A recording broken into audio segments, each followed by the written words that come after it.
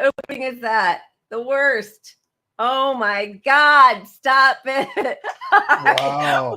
welcome to the Fun Tip Pod with Lila and Pat, Sunday Night Shit Killing Show. it. Clearly, Killing it. clearly. The most professional podcast on YouTube. That is us. I just rolled in from the airport and a long day of travel. So you know how I like to claim things for the show. So I will claim that intro. Fuck up. Oh no, it's just we're again, normally we have a lot of texts and talks during the day, and today my internet wasn't working on the plane. As thank you. I don't know if Mama Progressive Medieval Woman is in the chat right now. But if it weren't for you, I wouldn't have realized that I was on East Coast time when I set the show up for tonight. And so at 2 p.m. I saw a tweet saying, "Come join us," which was so nice. Thank you. But also, I'm so glad I saw that because we were not there at 2 p.m. West Coast time. It was a bit of a problem. Yes, we're here now. Stephanie, why is it buffering? Are you? Oh, okay, Lynn. Hi, I didn't know that was you. See, it's so funny. I never know who's who. Thank you for doing that. I was able to change the time. I appreciate that. And are we still having a problem with the way it's streaming? Are you guys having video issues? Is it not working? Anybody? All right, I'm probably okay. I'm gonna. I don't know. The intro was a little rocky. That was StreamYard. I pushed the button and it sat there doing nothing for like 20 seconds. Yeah, it just might be Well, sorry, I keep scratching my eye, but my old cat has decided to come in and stay with us again. He's finally tolerating the little shit young cat. And, allergies are kicking up again, and I shouldn't have touched my eye like that. But do you need to go put in eye drops? I got it. No, I just need to cry it out. We all need a good cry. That's what we all need a good cry. We all need a good cry. Okay, I'm seeing a lot of people saying it's fine, so I'm hoping that is okay for Stephanie. Also, and welcome back. You've been at home for about 5 minutes. Yeah, seriously, I've now talked to all of you more than I've talked to my husband. I walked in, I was like, I can't. I got it. I had a great weekend. It was so fantastic to see my family, my friends, danced with my cousins, with my nephews, with my mom. We had so much fun. Did you dance like no one was watching? I did. That's important. I was a sweaty, gross mess, but it was really fun. I love dancing. I have two things to say. One is I was the only person masked anywhere ever, which is so crazy to me. I just don't understand it. But like, it's like it doesn't even exist. It is the craziest thing. That's number one. It just makes me sad because we all know like what that means for everybody's future.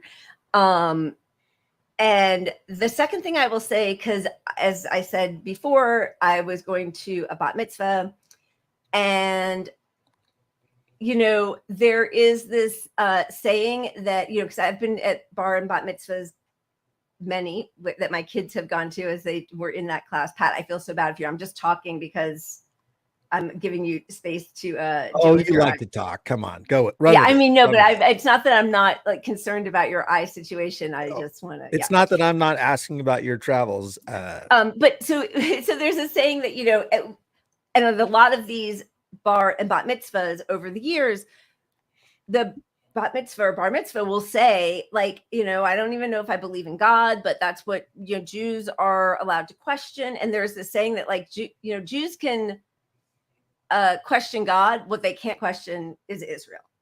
Like you're allowed to say I don't believe in God, but you can't. Right?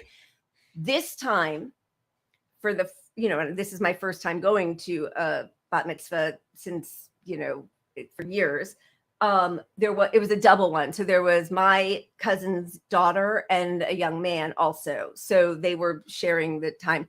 Both of them talked about in slightly hidden language, but they definitely talked about, you could tell that not speaking up for justice and just trusting that what's happening is okay isn't the way we as Jews are supposed to move forward in life. And then the rabbi got up and said, we don't have to accept the guilt but we must accept the responsibility to speak out when we see grave injustice. So as Jews, that, you know, so it was really the It's best. like a silent call out. It was amazing. Yeah, it was pretty clear what he was saying. It was clear what the kids were saying. Everyone was doing it, you know, as they're talking about the text that they were reading, but it was very clear that these people were disgusted as we are, and used their time during this, you know, holy ceremony to talk about atrocities in slightly you know, nuanced language, but it was pretty clear. So I was happy about that also. That is what I have to say. How was your weekend without That's me? Good. My week is fine, nothing special. Boss is gone, so I still haven't been working that much, but I don't normally work over the weekends anyway.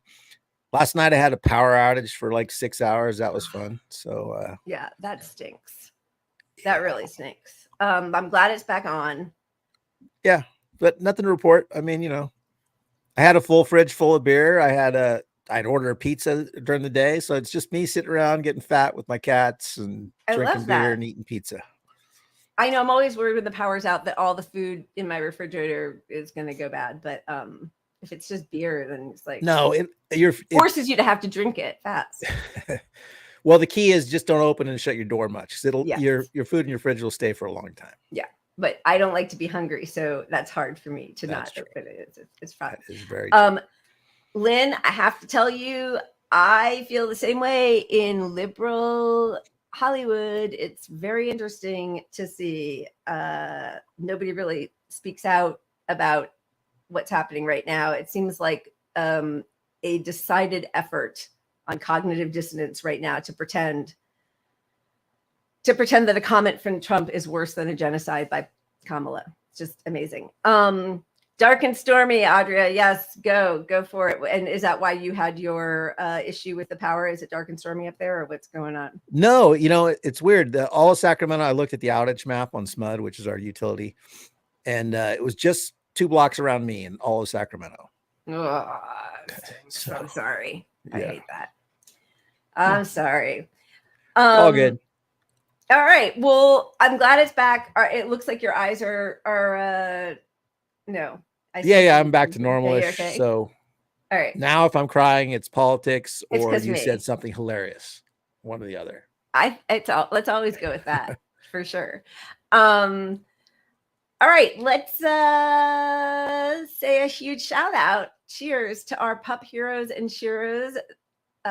We so appreciate all of your support as our members, and also your retweets and showing up here in the chat. It really makes it a fun experience for all of us. So thank you guys. We adore you. Thank you. Absolutely. And we probably will pimp it at the end of the show, but Tuesday, stick around. Tuesday's gonna be fun. Come Tuesday at 5. We'll be on pretty much all night until we get bored with it, or you guys get bored with it. I pass out on my chair. Or we drink too much, and we'll play some bingo, some shot games. We got some fun guests. We got a lot of fun guests. We actually have games. We're gonna play bingo.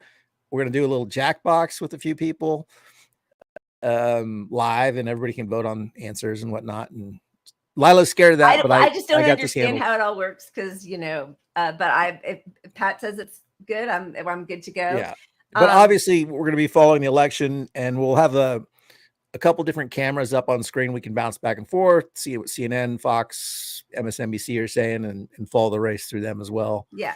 And so come and hang out. It'll be the only probably fun show that I can think of. The rest may be better politically. They might. We're going to be having fun here. Polling analysts. No, but yeah, we're going to do we're going to have a friend of show, Steven Semler, and Ron Placone, Peter Dow might come by for a little bit. Zainab Day is going to come. We're going to do a little bit of a crossover with Jen Perlman, and we got some other people that we're still trying to figure out schedules, but it'll be a fun party as we say goodbye to the country one way or the other. Heads you win, no, heads you lose, tails you something.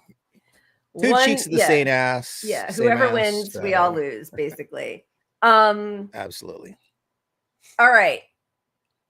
cheers, right? We're gonna do cheers. Yeah, cheers. Yeah, go ahead. You want to This set is it up? to the brave souls that, first off, going to a Kamala rally as a non-supporter. Yeah. It's almost like going to a Trump rally. You get whacked in the head by old ladies and old men, and yeah. If you're a progressive there, you're not wanted, especially if you're talking about Palestine. But kudos to all these people. She was interrupted, I think, three times at this rally. Yeah, that's pretty great. Here's the footage.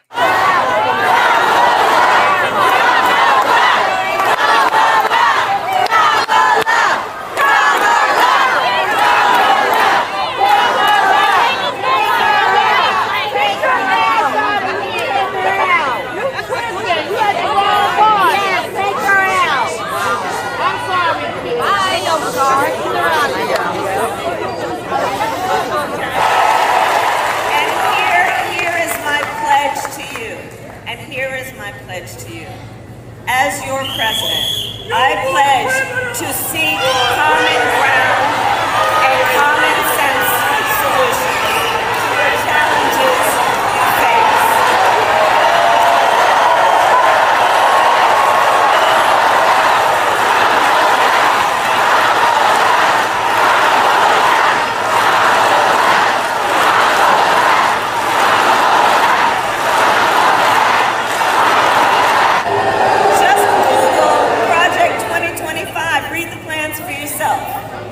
And let us agree, one does not have to abandon their faith or deeply held beliefs to agree. The government shouldn't be telling people what to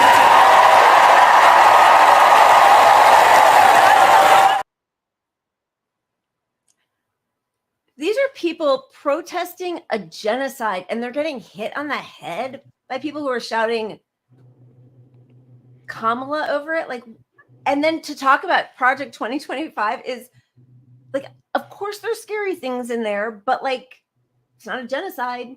It's not really. And by the way, also, like, you know, I was watching, Zainab was on with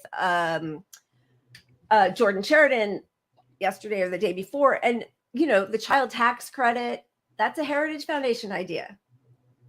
You know, as we all know, Obamacare, Heritage Foundation. We know that those 200 Republicans she's so honored to say that are supporting her, those are Heritage Foundation people. Yeah, and like every single proposal she puts forward is less than the Democrats put forward in the past on that issue, whatever it is. Like rolling back the tax rate from Biden, it's going to stop from Trump. It's going to stop short of where Biden had it. So that's a clear ratchet to the right. Yeah, you know, always. And that's always the way it goes. Yeah. But I do think like what was interesting in that clip we just showed, there were some very uncomfortable people around the protesters who were just like looking a little cringe, like, ooh, is this how we lose? Is this, you could see some realization going on that you're not on the right side of this part. It's just so crazy to me that it's like a political issue for them as opposed to a moral one. You know, like, it's bad for her chances of winning. Yeah, it's a fucking genocide. Like, yes, that's bad for your chances of winning, but that's probably like, you probably shouldn't be a supporter of somebody. You probably should have declared that a year ago that the Democrats' position was untenable, and then you should have declared it 9 months ago when it was Biden, you know, was the clear nominee. He needed to change his position. And then 4 months ago, when Kamala became the candidate, you should have said, well, I'm not voting for her unless they change his policy on Palestine. If you didn't push her to the right moral position, don't blame me when she fucking loses. I mean, what about using your leverage? Like, I don't understand that right away everybody ran out to endorse her. Well, the endorsements. It really does a little make bit me on that today. Yeah, wonder like what, you know, I really don't understand why Bernie and the squad were so quick to endorse. I mean, there was just a bill that they're trying to get through Congress, and I don't know if we have it up here, but I think it was like a shadow bill of the one that Bernie tried to do to make arms to Israel be contingent on figuring out if they're committing human rights violations. Yeah, on investigating. Yeah. 5 honestly, people signed on to it, and no AOC.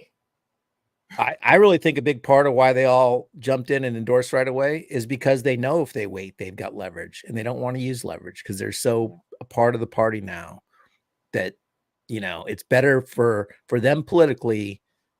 Yeah. Or just better for them to not have to be making this fight and leveraging their vote. And like, they're not growing the progressive movement at all.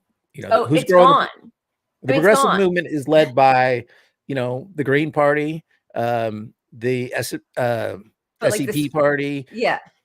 You know, it's the Claudia Delacruz, like the socialist, like, yeah, or that is progressivism, socialist, probably the progressivism, liberation. yeah, within the Democratic Party is dead. There's nobody lobbying for it now. Like, you know, It's gone. Yeah. And yeah, I mean, that's the other thing. It's like, we're in a climate emergency, a disaster every day.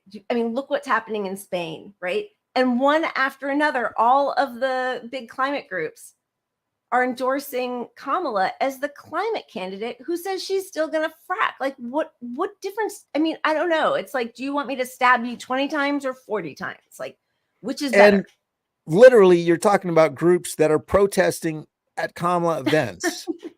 How do you protest her events and the Democratic Party and all the people in it, and then come out and say, we got to vote for her? Yeah. Where's your credibility? You've no credibility. And listen, I think Republicans are scary. I hate Republicans. That's the whole point. Like, the right wing is gross. That's why we also don't like most of the Democrats, because they are so far right wing, right? But if, like, even for the people who are scared of Project 2025, so that's why they need to vote for Kamala. What have Democrats been doing to combat that for the last 40 years? It didn't just start yesterday. Yeah. And where's the Democratic Project 20? Like, it's all such bullshit. It's all just a big kayfabe. I mean, when you brought up climate, that just reminded me of, like, okay, remember 4 years ago when Josh Fox, you know, who famously did a lot of climate work, told us we had to vote for Biden?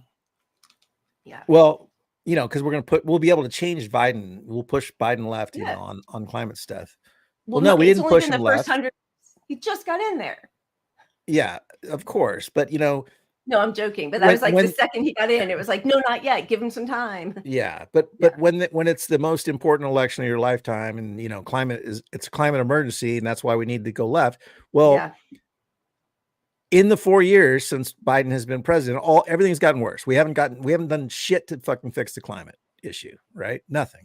All he's done is placate and make people think we're doing something, but we're not. So that's putting the left to sleep.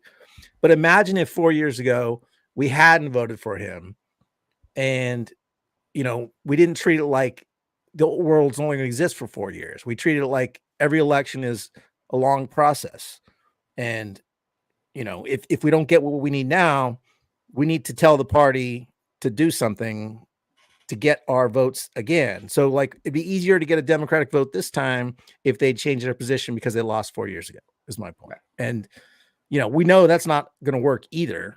So that's the fucked part of this all. Like, they're just going to use it as an excuse to go even further right, because they control the propaganda that we all watch. Yeah, I mean, it's really hard to know, because clearly their success has nothing to do with winning elections, actually. So they don't care if we don't vote for them. I mean, they'll blame us, and then they'll, you know, now we really those lefties, you know, just because of their, you know, the red line. They're single issue voters. But I mean, we Democrat what their single issue is. All you have to do is look at the record of the last 4 years. Yeah. So if all these things really matter to the level that Josh Fox and whatever, all these guys that told us we got to vote for Biden, if they really matter that much, where have they been? Why are you still endorsing the same party that didn't do shit the last 4 years? Like, it's such a clear betrayal of the most important election of your lifetime that you told us 4 years ago, when none of this shit changed. Because of climate specifically and COVID. Oh my God. All right. We spin the wheel and start the damn show. Yeah. Let's have a little bit of fun before we really dive into all the sadness. Here we go. Yeah, baby. That's what I like to see. All right, I'm going to refill my glass. And 1 second. Close. 1 sec. Wait, I'm looking to see people's flash floods and car soup or flash droughts and fire. I know. God, it's just, yeah. Yeah, baby. All right, we got to hear here.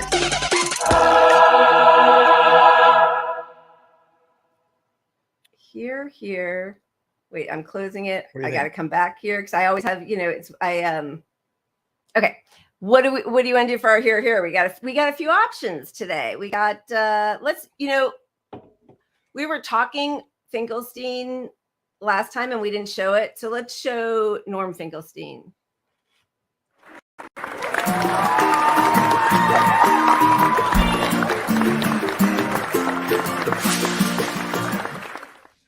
As I'm able to. I once asked my late mother, I said to her, what was your feeling when you heard that the German cities were being terror bombed during World War II? The carpet bombing of the German cities targeting civilians. What was your feeling? And my mother's response to me was, quote, our feeling was, if we're going to die, we're going to take some of them with us. Now, that's not the most morally elevated statement. I agree. And do I wish my mother had and my father had a heightened sensitivity to German civilian life? I suppose I would wish it. But I will tell you, Piers, to the last day of my parents' life, it was unthinkable that they would have a kind word to say about Germans. And it was unthinkable that I would ever quarrel with them on that point. Okay. I accepted that given their life experience, they had the right to hate the people who destroyed their lives. Okay. And the people Professor of Finkelstein. Gaza have the right to hate the people who destroyed their lives. Professor Finkelstein, thank you for that.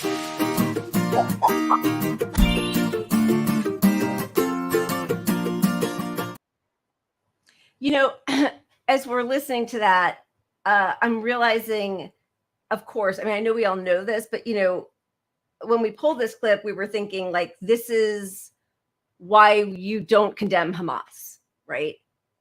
But this is also why Israel has spent so much money propagandizing everybody that all Palestinians are Hamas and all Lebanese are Hezbollah, and they all want to kill you if we would. So we're going to get them on a pre-crime. That mentality is pretty dangerous.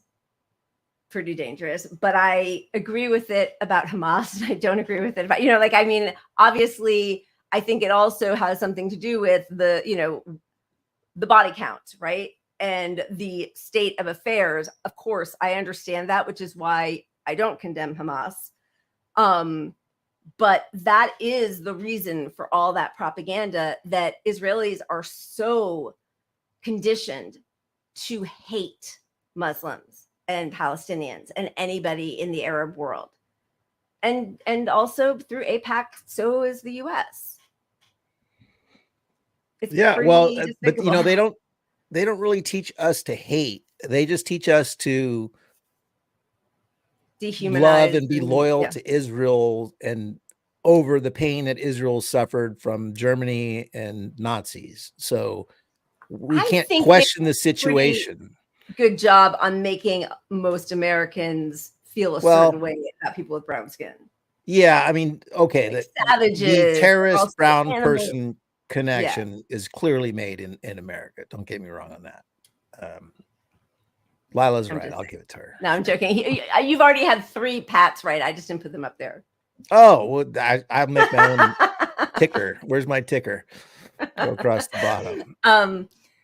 Yeah, I grew up like that. Like, my parents didn't want anything that was German, even Japanese for a while, but like mostly German, like there was just, there was like faulty towers, like don't mention anything about the war, right? Like, you know, Basil Fawlty. Right. Like, I mean, like that was a long-term sentiment around the world because they did a Holocaust. And the difference is we are being told that we know the inner hearts and minds of the Muslim world and the Arab world. And so it's like, you know, Minority Report. It's like, so what the US and Israel are doing is saying, so we need to kill them before they get us. That's very different from, no, Israel has occupied and ethnically cleansed and, you know, tortured, raped, killed at will Palestinians. So of course, if Palestinians can break free from their cages, their concentration camp, it's justified. Yeah, I mean, obviously, to continue this analogy where it sort of fell apart a little bit is, look, if the Israeli people still hated Germans over the history from the Germans, that's one thing. But to hate people that you're keeping in jail who haven't committed a crime against you, that's a whole nother story. You know, it is just so like, there's no forgiveness for that. There's Just no instantly forgiveness. repeat what happened to you and then propagandize the whole world that's not happening. Like the layers of evil among the people pushing the Hasbara and propaganda is just astounding. Like, it really is, especially because, again, like all of the people in power who say, and it's like a mantra, it's just a script. Every single discussion starts with Israel has a right to defend itself. We don't say that about any other country.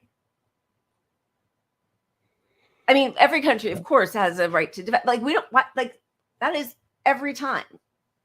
And, you know, we showed that clip from that movie, which I love and recommend so deeply, The Occupation of the American Mind. It is it's like 88 minutes, and it just talks you right through when that really started. And it was the invasion of Lebanon in 82, which was the shock on the face from U.S. journalists, you know, Dan Rather and the people who were running the regular network news were horrified to see the way Israel was treating Lebanese civilians. And that's when the Department of Hasbara started.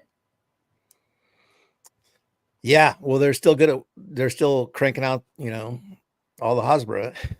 Yep. I mean, today I read an article and I'm like, why is this even an article? It was a whole article written about a single IDF soldier that got killed by somebody in Palestine. It's like, you're writing an article about one person that died without a personal, it's not like a editorial background story. It was just like, this is newsworthy. This one person died. How many people are fucking starving?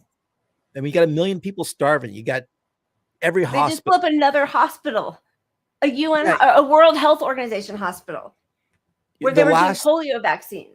The last 3 hospitals in Gaza are now besieged by Israel. The last 3. And now they're doing You're it gonna in write me a Lebanon. story about one guy that died in one the war person where you're committing the genocide. Where like, would you write that about an SS officer?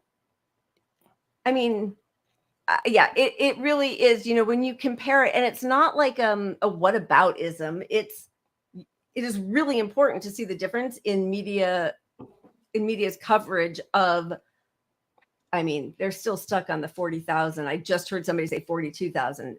Come on, it's hundreds of thousands of people have been killed. And we're going to keep hearing about October 7th and then a couple of IDF soldiers who were blown up. Was that the fun part of the wheel?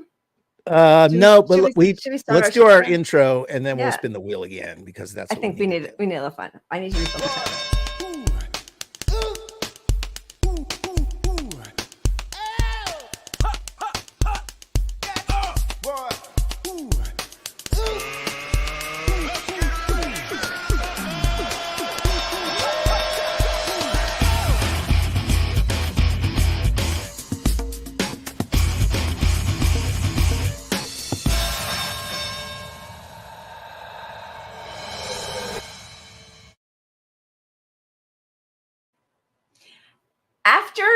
after Tuesday, will there be one of those 2 people we don't need to see again?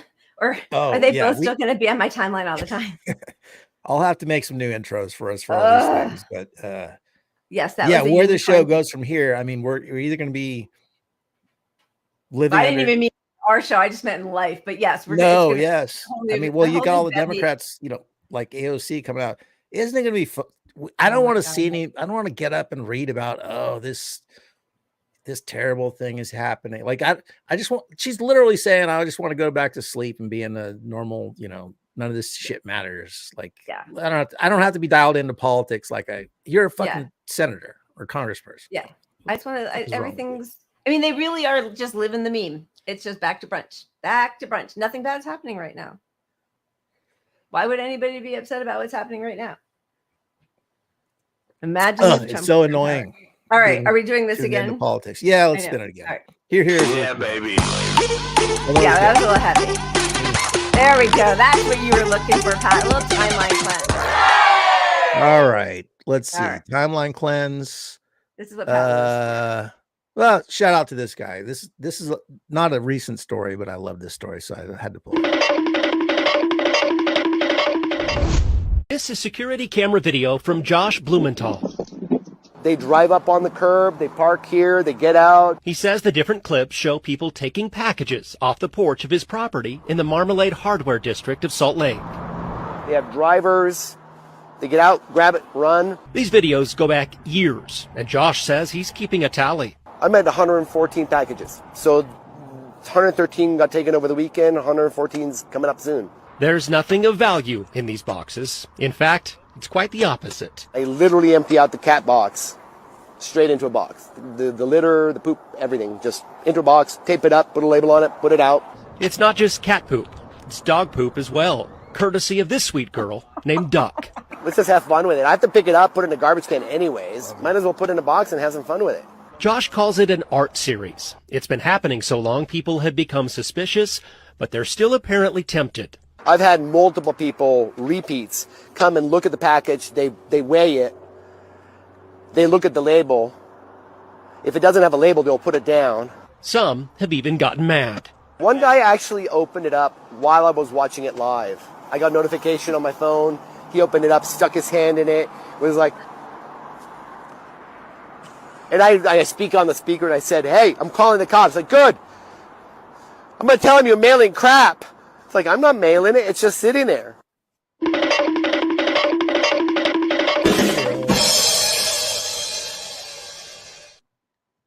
Okay, that's pretty good. I like that. That's actually excellent. I love it. Yes. All right, there's a lot to cover, so let's get the show started finally. Where are we starting? Where do you want to start?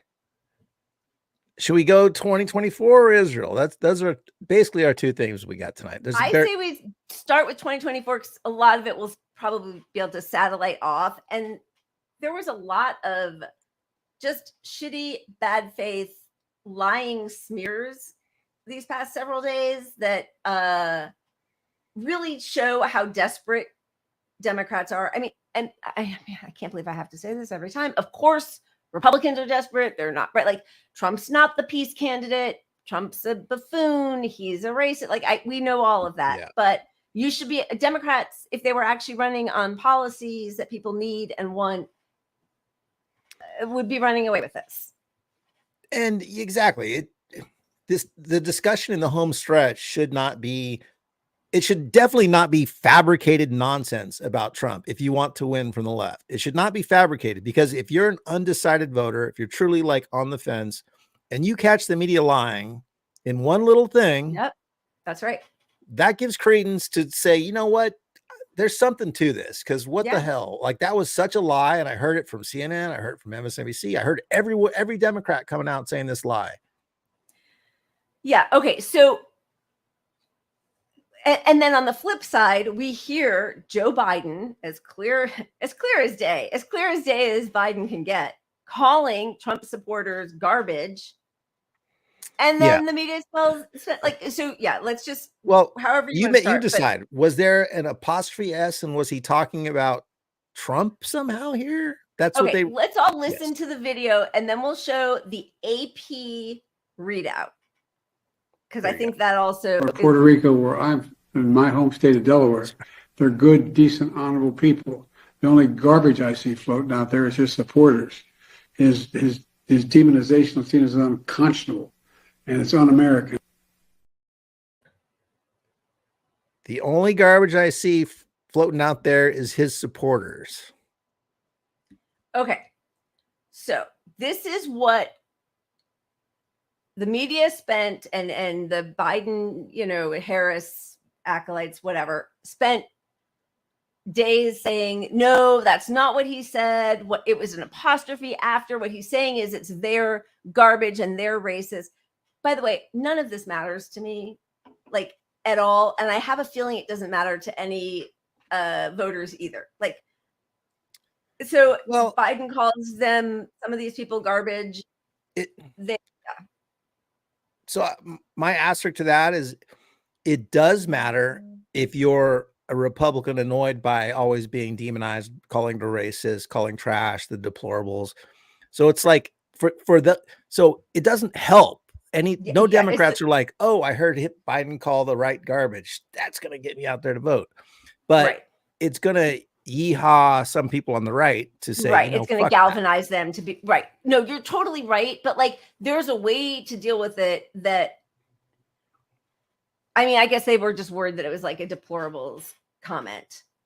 And it is just so funny that like Kamala's team has completely shunted Biden off. He keeps saying he wants to do rallies for her. So first he does the garbage thing. And then what did he do? He did a different thing last week where he also messed everything up. Or was this all part of it? I don't know. He's such a disaster that every time he opens his mouth, he causes problems.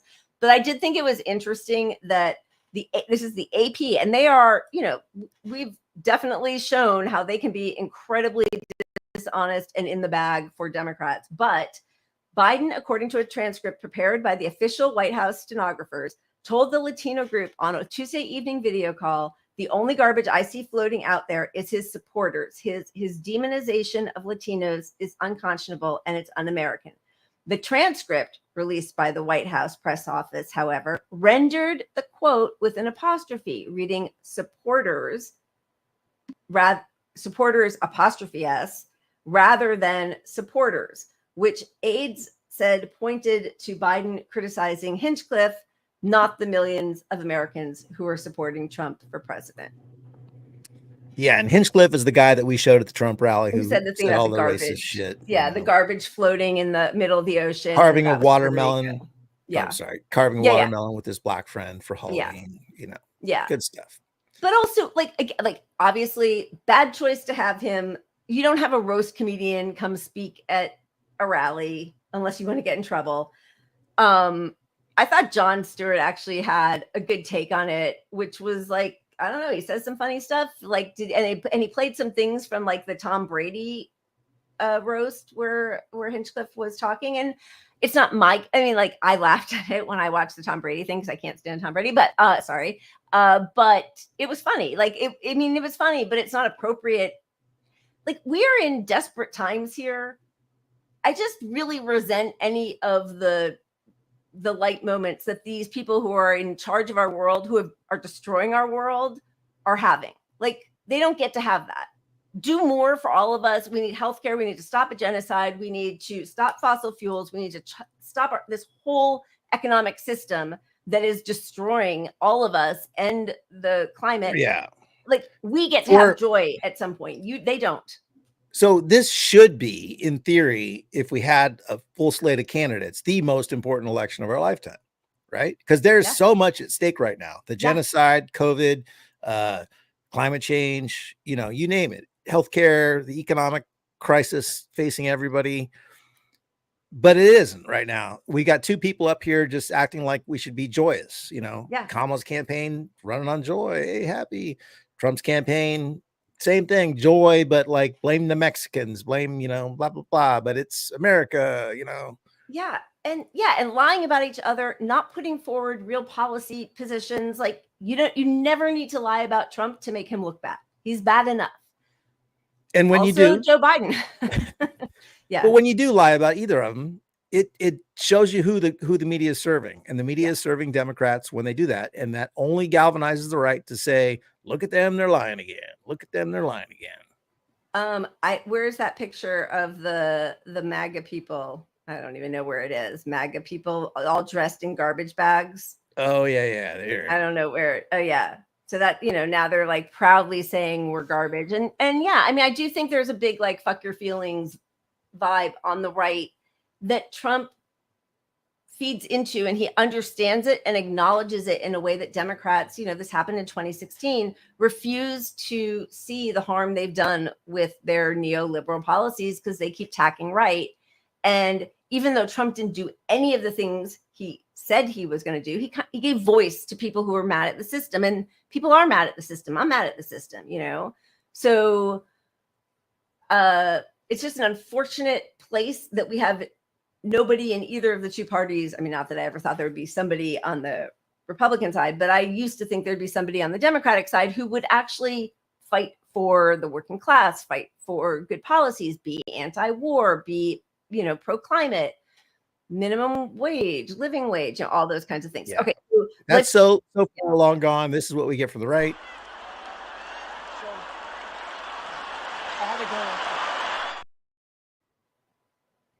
And let's see how Biden's doing on the left. But I'm serious. These are the kind of guys you like to smack in the ass. I mean, it's really like I'm vomiting in my mouth. Also, this is Biden nibbling on a baby at Halloween. I mean, listen, I will say like to my boys and my nephews, like, I'm going to eat you up. I'm going to scrunch. But like, they're like my family. I don't do that to every child I see over 40 years and have running montages of all the, young girls whose, breasts I put my face like. And let me keep tell your you, mouth away from people. If anybody wrote a single article about me being too touchy-feely to anybody in any level, yeah, I would immediately, I don't touch people now. Yeah. Like, like this is taken out of context, but I don't want have this. Yeah, I'm not going to give them any ammunition against me. And he's just a fodder. Here's the fodder Can't for help you. himself. I'm going to go lick a baby. I'm going to go tell you got a hot little 6-month-old. Give me a call when you're of age. Yeah. Yeah. Oh, she's 11. Oh, it's so gross. Do you remember at the Easter egg hunt when one of his handlers was dressed as the Easter bunny? And like, as he started like going down to whisper to a young girl and tell her how sexy and cute she was, he like the Easter bunny all of a sudden swoops in and like steers him somewhere else. Where was the like Mike Myers or somebody handler for him at Halloween? Get him out of there. But yeah, I mean, like that again, like there's so much talk from Democrats about Trump and Epstein, right? And how disgusting it is, and all the pictures of Trump with Epstein, and it's disgusting. But then they bring Bill Clinton. Oh yeah, okay, yeah. I mean, I know. Let's stick with Bill Clinton for a second. Bill Clinton, they bring him on stage. And I'm so happy. This is a writer for Huffington Post, because Huffington Post is a very, liberal, pro-democratic party outfit. And this writer has this headline: Bill Clinton justifies the mass killing of Palestinians in a racist Michigan speech, which it was, and we're going to show. But also, why is Bill Clinton still in public?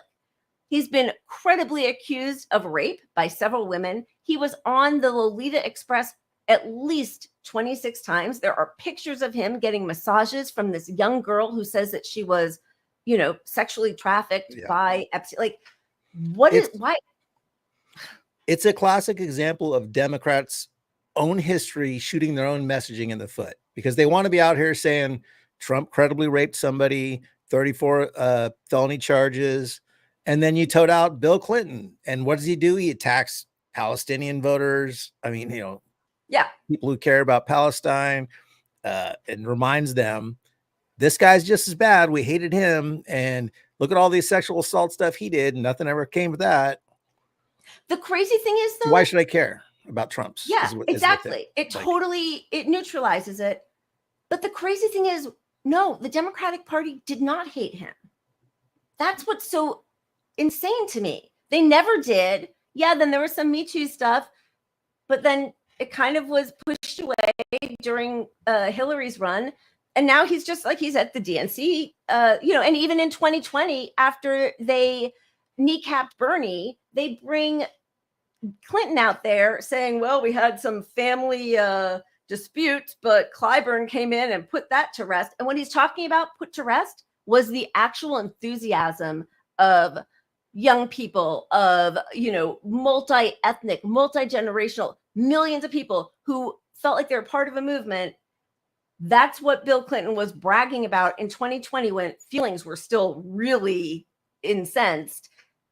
That's what he did then in 2020, and now they bring him back in 2024. Do you want to show the clip? Yeah, and I just want to add one of the biggest areas, there's a cost to that stuff.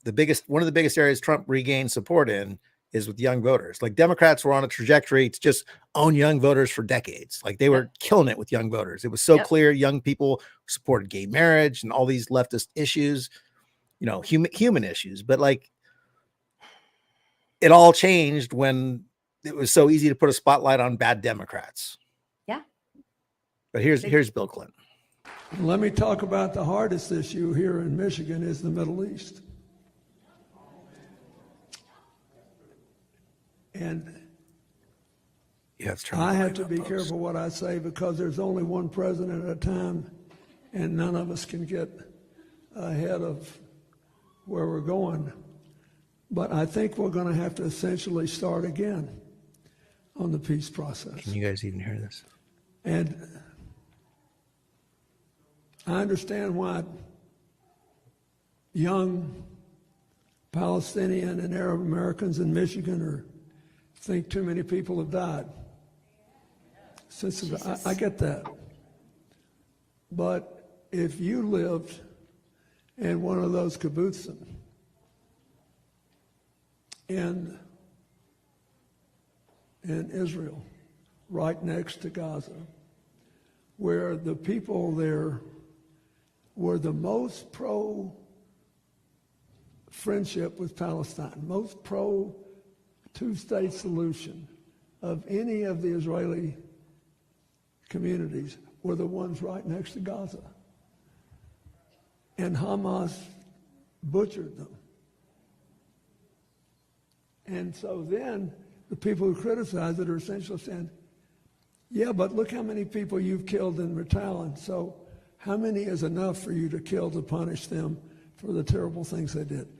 That all sounds nice until you realize, what would you do if it was your family and you hadn't done anything but support a homeland for the Palestinians, and one day they come for you and slaughter the people in your village?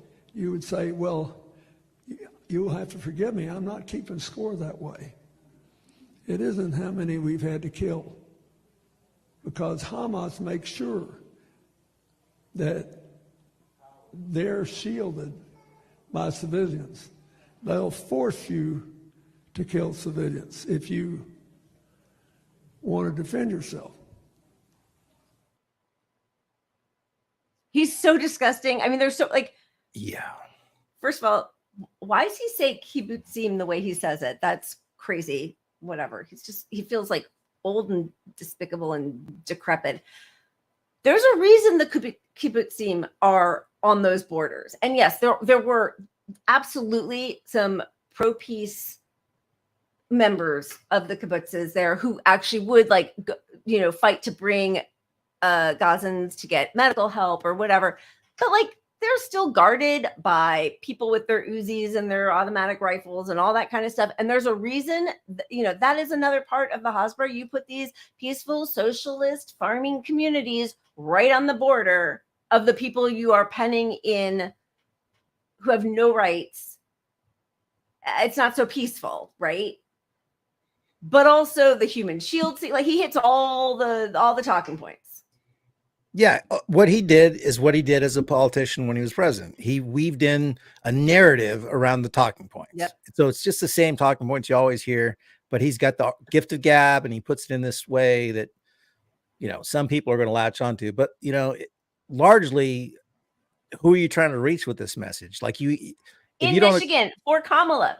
Yeah, in the critical state of Michigan where Muslim support is all going to fucking Jill Stein.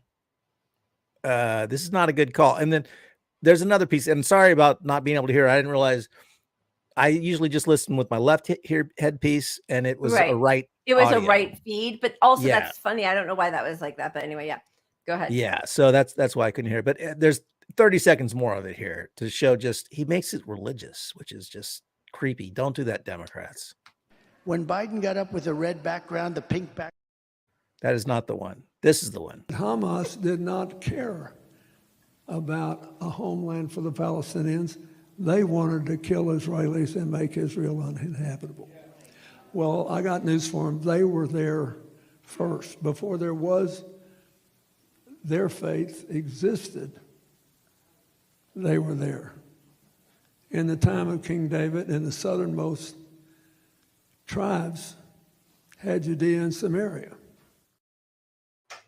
Yeah, if you're going to cite something from the Bible or from any, like, I don't even care. So what? So people lived there 3,000 years ago, 2,000 years ago. It doesn't matter. You don't steal people's homes and kill them and rape their children and steal them in the middle of the night and take them as hostages.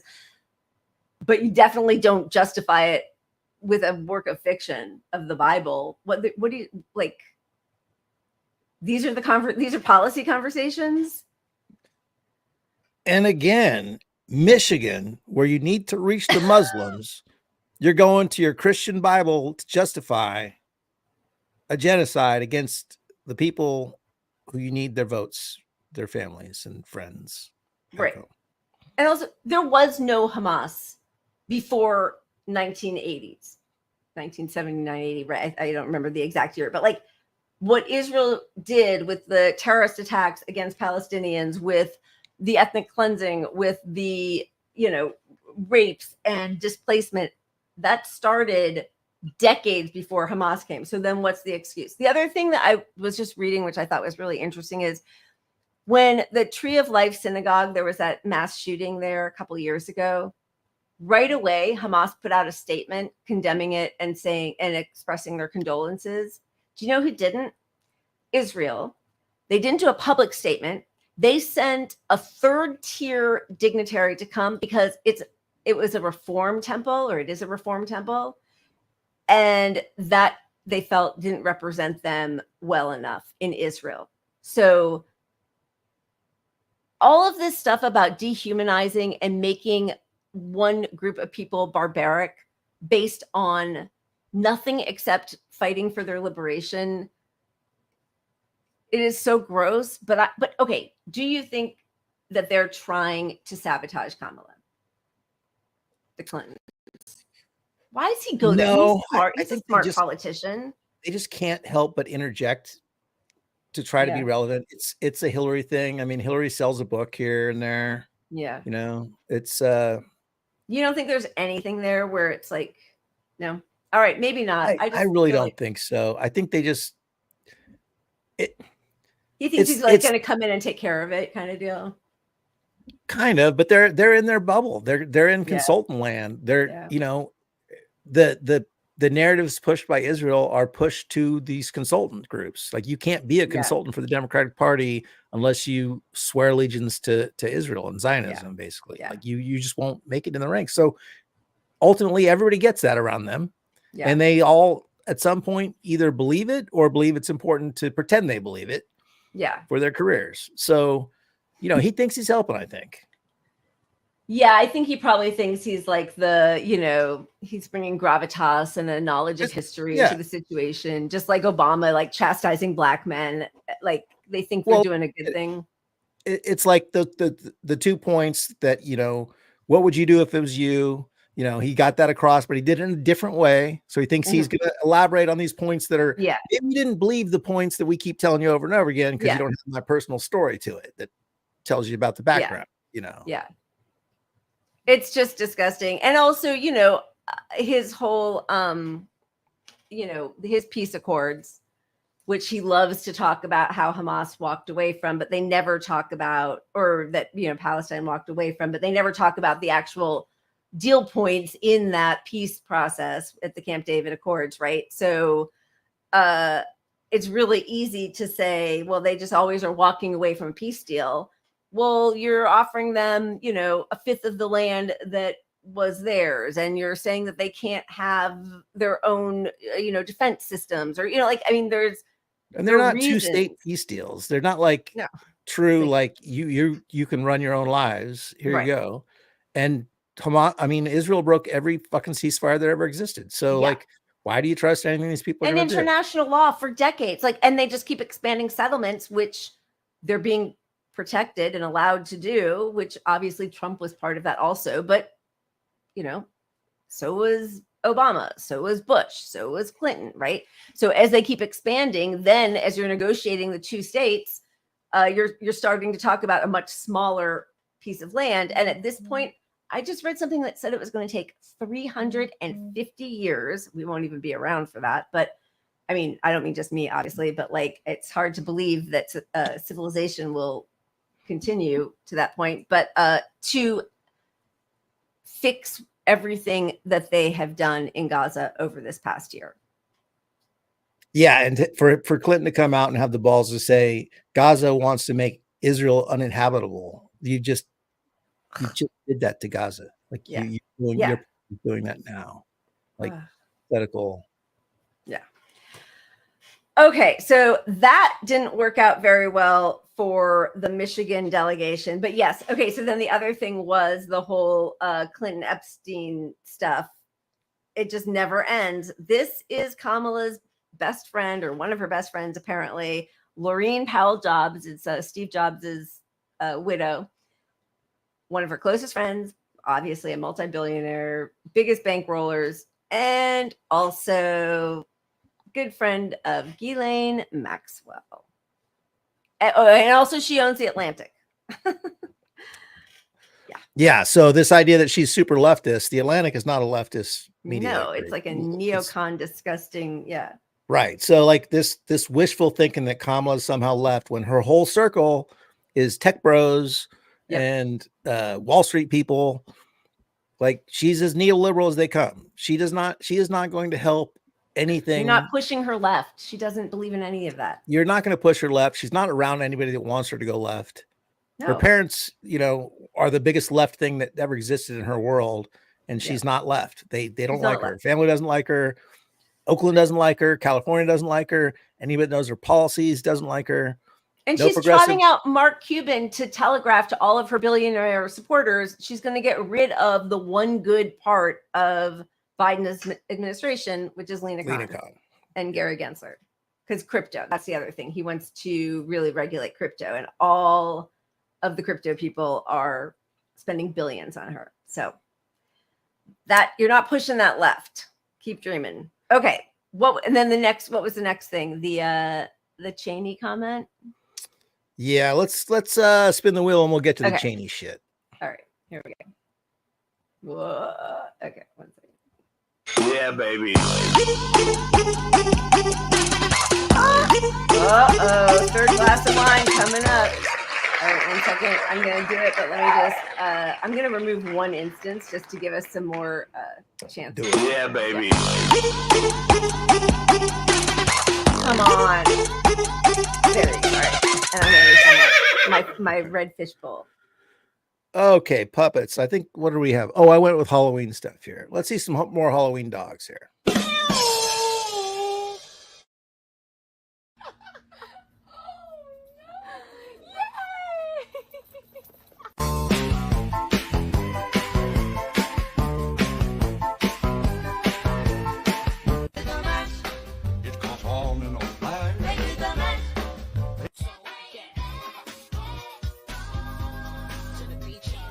Hit it, hit it, hit it, hit it, get it, get it, get it, get it. Pretty girls walk like this, this, this, this, this.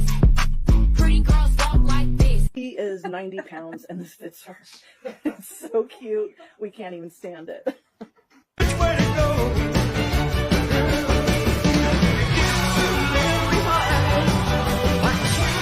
Durango salieron dos monjas.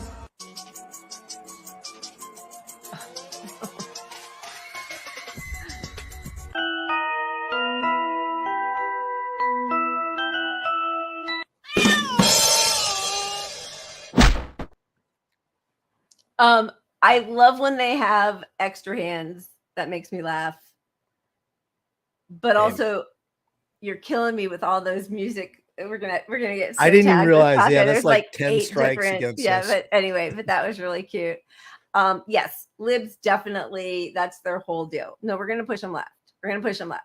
Not right after the election, because you got to give. Remember with Biden, it's just the first 100 days. Give him a chance. He's just. Well, now it's the midterms. Well, now we're gearing like it's never the right time, but they say that every time. We're gonna push them left. It's a joke. All right. So the Cheney stuff. Let's jump. Yeah. Into Although, the should we just show really quickly Trump's response to the garbage?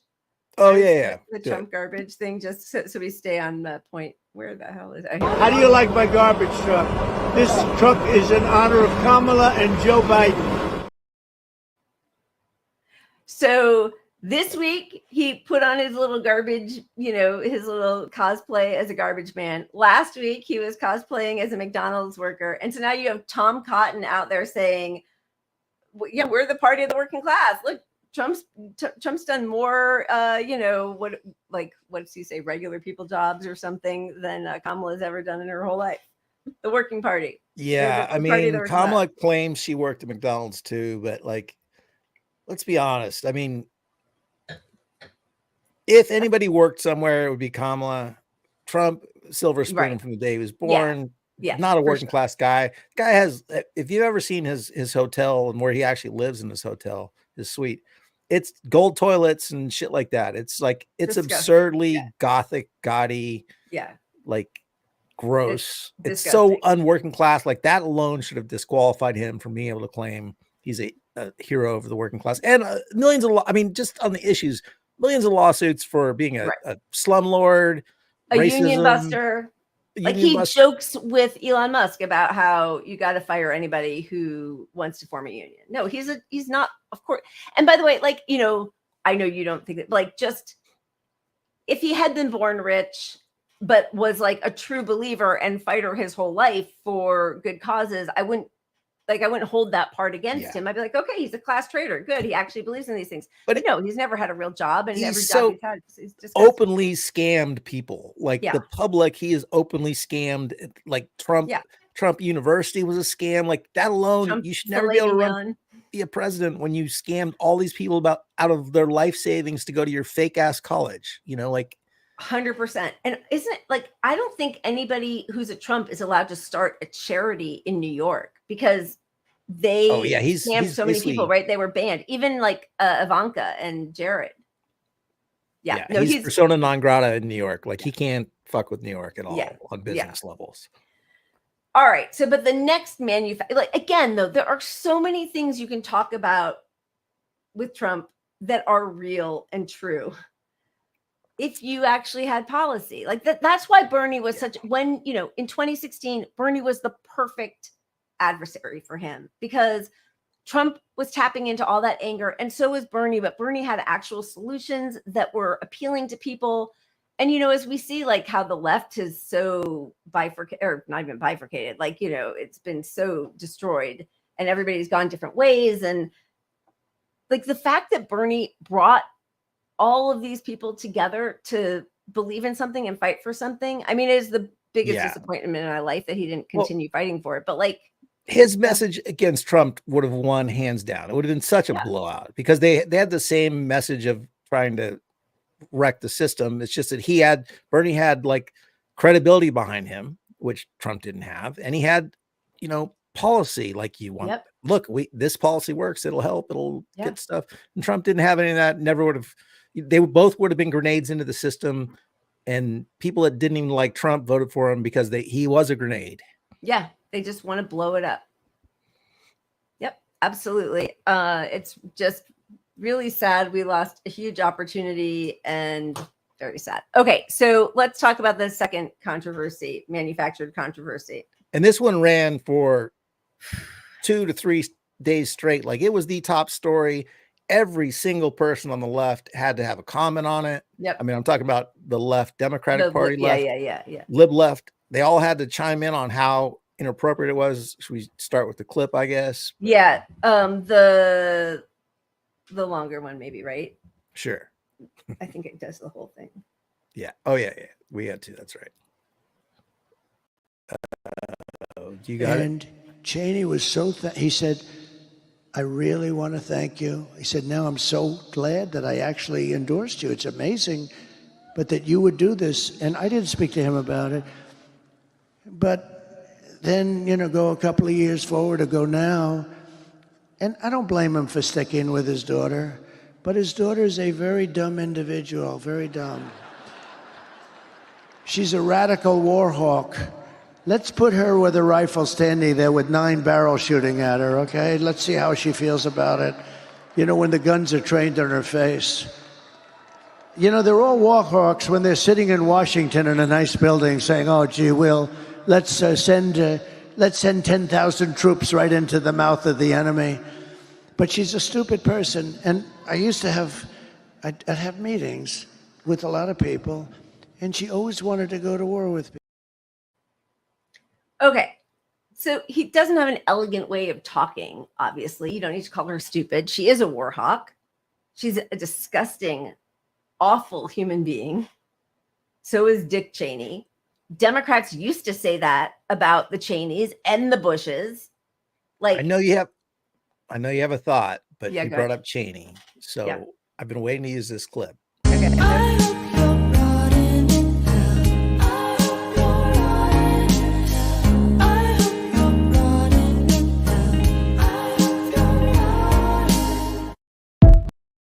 He's still alive, but I hope he does. Dick Cheney. Oh shit, he's still alive. God He damn it. endorsed her. Remember how honored Kamala is to have his endorsement? Soon. We'll save it for Kissinger. But so Democrats, they just lied, and all the papers, they just lied about what was said. So clear that he's not talking about putting her in front of a firing squad. It's so clear. Yeah. If you're going to send people to war, let's see how you would handle a war. Yeah. Let's see your Instead of being bravery. a chicken hawk sitting in a boardroom and sending people off, right? So I know you can't really see it, but it's AP. Trump says Liz Cheney might not be such a war hawk if she had rifles shooting at her. Okay, that's not so horrible. Trump says war hawk Liz Cheney should be fired upon in escalation of violent rhetoric against his opponents. That's from CNN. PBS. Trump says Liz Cheney might not be such a war hawk if she had rifles shooting at her. Not so bad. Trump suggests Liz Cheney should be shot. That's from the 19th News and Reuters. Trump draws outrage after saying Cheney should have guns trained at her. Liz Cheney. This is how dictators destroy free nations. They threaten those who speak against them with death. We cannot entrust our country and our freedom to a petty, vindictive, cruel, unstable man who wants to be a tyrant.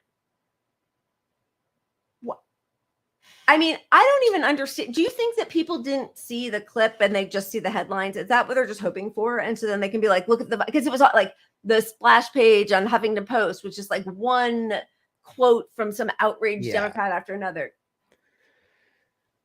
Well, so it's going to backfire. But the idea is that, yes, people are just tuning into this election. The undecided middle allegedly doesn't follow elections closely is the spin that people, that the libs like to tell people. But they're thinking, okay, you turn on CNN for 2 days, you're hearing about this tragedy. Yeah. You're 2 days, you're hearing about, oh, he wants to put the enemies in front of the firing squad. So now we got to save democracy. So they're hoping that. But the people that are truly undecided, if they're in the middle, if anything, they're going to maybe watch CNN and then they're going to maybe watch Fox, or maybe they're going to tune into some alternate stuff and reach on the internet. But if you get any opinion on this from the right and you see the actual clip, it is beyond obvious. It's being completely misrepresented by CNN and by MSNBC and by all these Democrats. So what does that do to you? That leads you to say, I can't trust that media. Fox showed me the whole clip. They debunked the bullshit from the left. Well, shit, maybe all this other stuff about Trump is nonsense. It really is so dangerous what they're doing, exactly for what you're saying. And older generations are set. They're doing their CNN, MSNBC, or Fox, like whatever. But like everybody else immediately goes online and is like, wait, what was the clip? I need to see this. And then you're like, oh wait, that was like every song in the 60s of the Vietnam protest, like, you know, Bob Dylan and all. Like, yeah, put a gun in your hand and see what it's like to fight these wars. You're sending, you know, rich people never have to send their sons. It's only the poor people who have to go, right? I don't know. And then consider the fact that we are in all these escalating wars that the Biden administration is so clearly behind and supporting. And if you've got kids, you might be thinking, well, this issue alone might be enough, even though, you know, Trump is just as bad in Israel. Don't get me wrong. Right. Oh, he's horrible. But okay. So he, you know, first of all, Kamala hasn't even gone to Dearborn, Michigan. Maybe she went today. I've been off the news today because I was traveling, but Trump goes to Michigan, talks to a bunch of Muslim Americans and Arab Americans. And like, it's horrible what's happening. We need people. He doesn't bring forward any policies, but neither does what's her face, Kamala. All she says is Israel has a right to defend itself. We would, but how it does so matters. You know, like that's all she ever says. And then she talks about grocery prices. Like, so you can't even be like, well, no, she has what she's saying. And also, you know, both she and Biden, if they've ever talked about it, or anybody in the Democratic Party, all they talk about is a two-state solution, which is dead.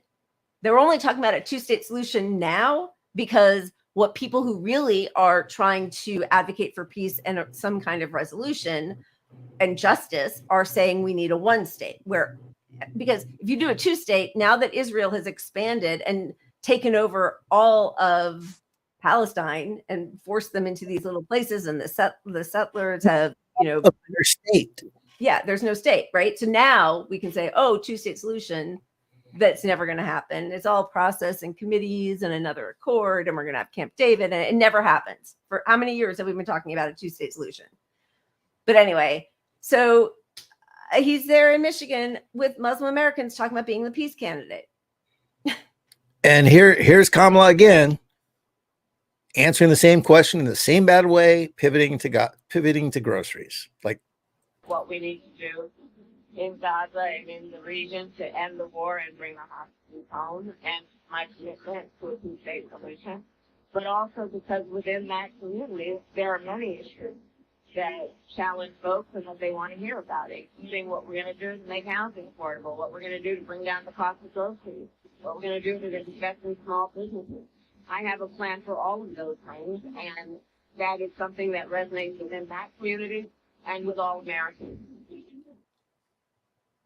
I mean, people are seeing their families being blown to bits, not just in Gaza, then in the West Bank, now in Lebanon, and she pivots to freaking groceries because that community cares about groceries too.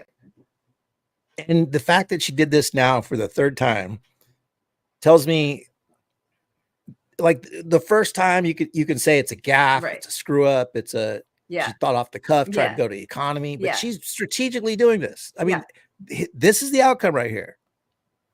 It's funny the way they did. Oh, I guess they did. No, they didn't even do it in alphabetical nationally. order.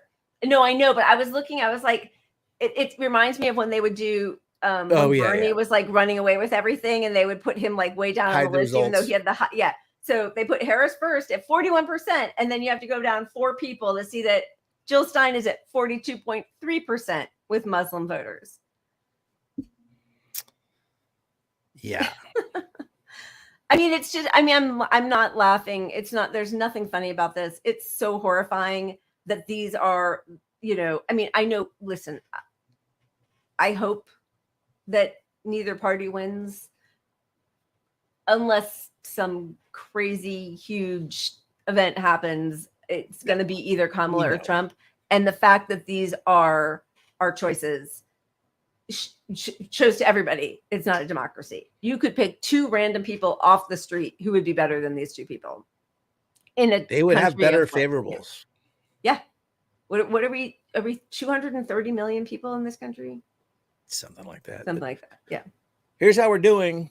I mean, here's how Democrats are doing. This is today, morning consult. These are the 1, 2, 3, what is it, 7? But I feel like there's more there. 8, 9. Yeah, these are the big states. I mean, they're all within the margin of error. Although, I mean, Florida at 5, but you know that, like, No, you And know what? This is not just the swing states. I mean, because more. Nevada Yeah, should be on there. Nevada, 'Cause what I think Nevada, yeah, Nevada's yeah. going to go Trump. I think Nevada's Trump. Maybe that's why they didn't put it there. And I know everybody's saying, you know, it's a coin toss. It's a coin toss. Of course it is. It could go either way. And the polling, you know, there was a bunch of things that pollsters got wrong in 2016 and they tried to correct. I think 2020 was a real anomaly because of COVID. I mean, I think Biden would have lost actually, but if they had allowed Trump to do anything, like he wanted to send out those checks, he wanted to do something, but COVID was really terrifying people, correctly so, and they thought Biden would be better. I shouldn't say stupid. Look, I thought assumed he'd be better No, too. I did I mean, too. it's the only thing I was Yeah. giving him credit. I mean, I didn't vote for him. Still, Yeah. but like, I'm like, how could you be worse on COVID? How could you be worse? How would hold my beer, left as people the kids say. tolerate a cover up regarding COVID? And they did, hook, line, and sinker, thanks to a lot of the shitty people on the left, like this guy who Oh, you went silent. Ooh, I get to do all my stuff now. No, I can't hear you. Nobody can hear you. Nope, still not. All right. Let's play How some about jackpots. now? No, I'm kidding. Okay, yeah, go ahead. well, we're not getting into COVID, but I did pull this clip of Jimmy Dore on Tucker Carlson, and since we're talking about COVID, like the balls of this dude to say this, it's so fucking ridiculous and insulting, and I hate this guy with such a passion now. I go on Twitter, right? Because you could actually get news and stuff from there. And people would come at me and attack me on Twitter like that. I'm just like, you don't know. I mean, I get that you don't know anything about COVID, but why are you so loud about it? Right? Boy, isn't that the truth? Yeah. That's his MO. He doesn't know any of the truth about COVID. He knows his little conspiracy shit. He doesn't read any of the actual stuff going on at all. And he's the loudest. And the people following him, as a consequence, also don't know fuck all about COVID. And they're the loudest as well. And they're in bed with Tucker Carlson now, and Elon Musk, and Tulsi Gabbard and Trump. Yeah. And it puts Trump in a really weird position because he really does want to take credit, as he should, for Operation Warp Speed, which got us the first, vaccines, but not so popular with his crowd. And the Biden administration has killed public health. They don't talk about COVID. We don't even have numbers. Listen, I'm in a room with people who in a temple can even talk about, Israel in a way that didn't make me want to, crawl into a hole, and not a single mask, nothing. You know why? Nobody talks about it. You'd have to really search. There's no data. We're not collecting data. There's nobody talks about it on mainstream media, or if they do, it's always in the past. Yeah, and we got states. We'll just be off of COVID real quick, but I pulled just a couple, but lots of cities or counties in Iowa are now not allowing the Idaho, yeah. Or excuse me, Idaho, to give out vaccines. That's crazy. I saw that, but I again was on the plane and didn't have time. What's the reasoning? Like, how did they get that? What do we know? Why aren't they allowed to do it? Honestly, don't know, but it's a dangerous, obviously, precedent. But here's some data from New England. So, they always say, oh, if COVID is really a immune damaging system, we would see all these upticks in disease and all these other pathogens. Sorry, it's from England. This is England. Yeah, I don't mean to be crappy. You said New England, so that's why I just put my readers on again. I just needed to. Did I say New? Am I adding words? No, are you adding words? I don't know. It's fine. I'm just looking at this because I haven't seen this. Every single, cancers are going up. I mean, it's really frustrating. You can't even find this data. And now, one of the accounts that keeps culling data from all the different hospitals around the nation, that BNO News, they're not doing it anymore because now they're focused on the new emerging pandemic, which is bird flu. Why are you laughing? Oh, I just saw someone comment that have I been drinking? And I was putting that up too. I was about to put that up. Were you? Yeah. That's funny. We both. I mean, this is how the sausage is made. But we both pulled the clip of that Trump clip with him at the stage doing the little thing, and we both labeled it exactly the same for our upload. Like exactly Trump, the same. So we both. Yeah. Anyway. Yeah. Silly. Trump People are getting COVID. Everybody has coughs, walking pneumonia, new cancers, and nobody's talking about it. Somebody told me to take my mask off at the bat mitzvah. Oh, really? Oof. Yeah. I'm gonna have a problem with that. Like I exist in my world, except that people are just not gonna wear their masks around me. Yeah. But you talk to me about taking mine off, and you're gonna get a whole fucking lecture. You know, I was a little conflicted because it was for the pictures, but like and most of the people had cleared out, but like we're still in a room where everybody had just been there, and I had worn my mask, of course, the whole time. And then I was kind of like, I don't know, like there has to be somebody. It's like, you know, it's kind of like when I used to wear all my Bernie tank tops because I was like, this is who I am. This to me is like our act of resistance. Like I will not accept that we're all just supposed to be mass debilitated and killed for the economy. No, I'm with you. I don't know. Like today, for example, right down the street from me is the best place to buy microbrews in Sacramento, which is, you know, it's the best thing that's happened in my life. There's so little to be cheery about. No, I know. But it's like 2 blocks down. But I go in there and I always throw my mask on real quick, even though I'm only going to the fridge, right to the counter. And there's almost nobody in there. But, you know, if the air isn't circulating, it still doesn't matter. Like, you know, whatever. It's so airborne. There's this lady that works there. She's not there very often, but every time she sees me, she says, the mask, are you sick? And I say, no. She's like, oh, you smart. Same thing every time. I don't understand what goes through people's brains to like, are you just keeping the business going? You don't want to be rude, and that's your follow-up somehow, or what is it? But like, if you believe it's smart, wear a fucking mask yourself. Like, I think they think they've done it. They already had COVID once or twice, and they're fine. So they think it's fine. You know, like it is. They don't. Yeah. Well, yeah, you're right. It's people's. Yeah. They take their own experience and they put it on what the disease is. Like, I didn't die from it. We're not hearing from the media about it. Yeah. I feel fine. It's not a big deal. It's just a cold. Yeah. But, and again, I mean, we've said this point so many times. If somebody coughs, they're always just like, oh no, it's just allergies or it's just a cold. They know COVID's a big deal because nobody ever says, oh, it's just COVID. And like when the person said to me, take off your mask for the picture. And I wanted to say, I have COVID just to see what everybody would think. Right. Right. But you didn't want to be that rude person that actually showed up to an event with COVID. Right. Cause that would be like really evil. So I just said, I can't. But yeah. And I think, you know, sorry, I saw somebody ask, why do people care if you wear it noli? I mean, I think I get so many ugly looks. Like I went through airports, nobody wearing masks anywhere. And I'm the only one. And I just get these looks and I don't know if they think I'm being like hysterical. I'm the crazy, like, I don't know. Does it make them feel bad that they're not doing it? Do they think we're being like overly precious? Like I really don't understand. I don't know. I mean, look, 90% of them, I think we're being hypochondriacs about it. I think that's probably most of it because most of them don't have the information that we have. I do think because the government did that on purpose, right? Like, and just for the record, like I am the least, I don't worry about disease or sickness.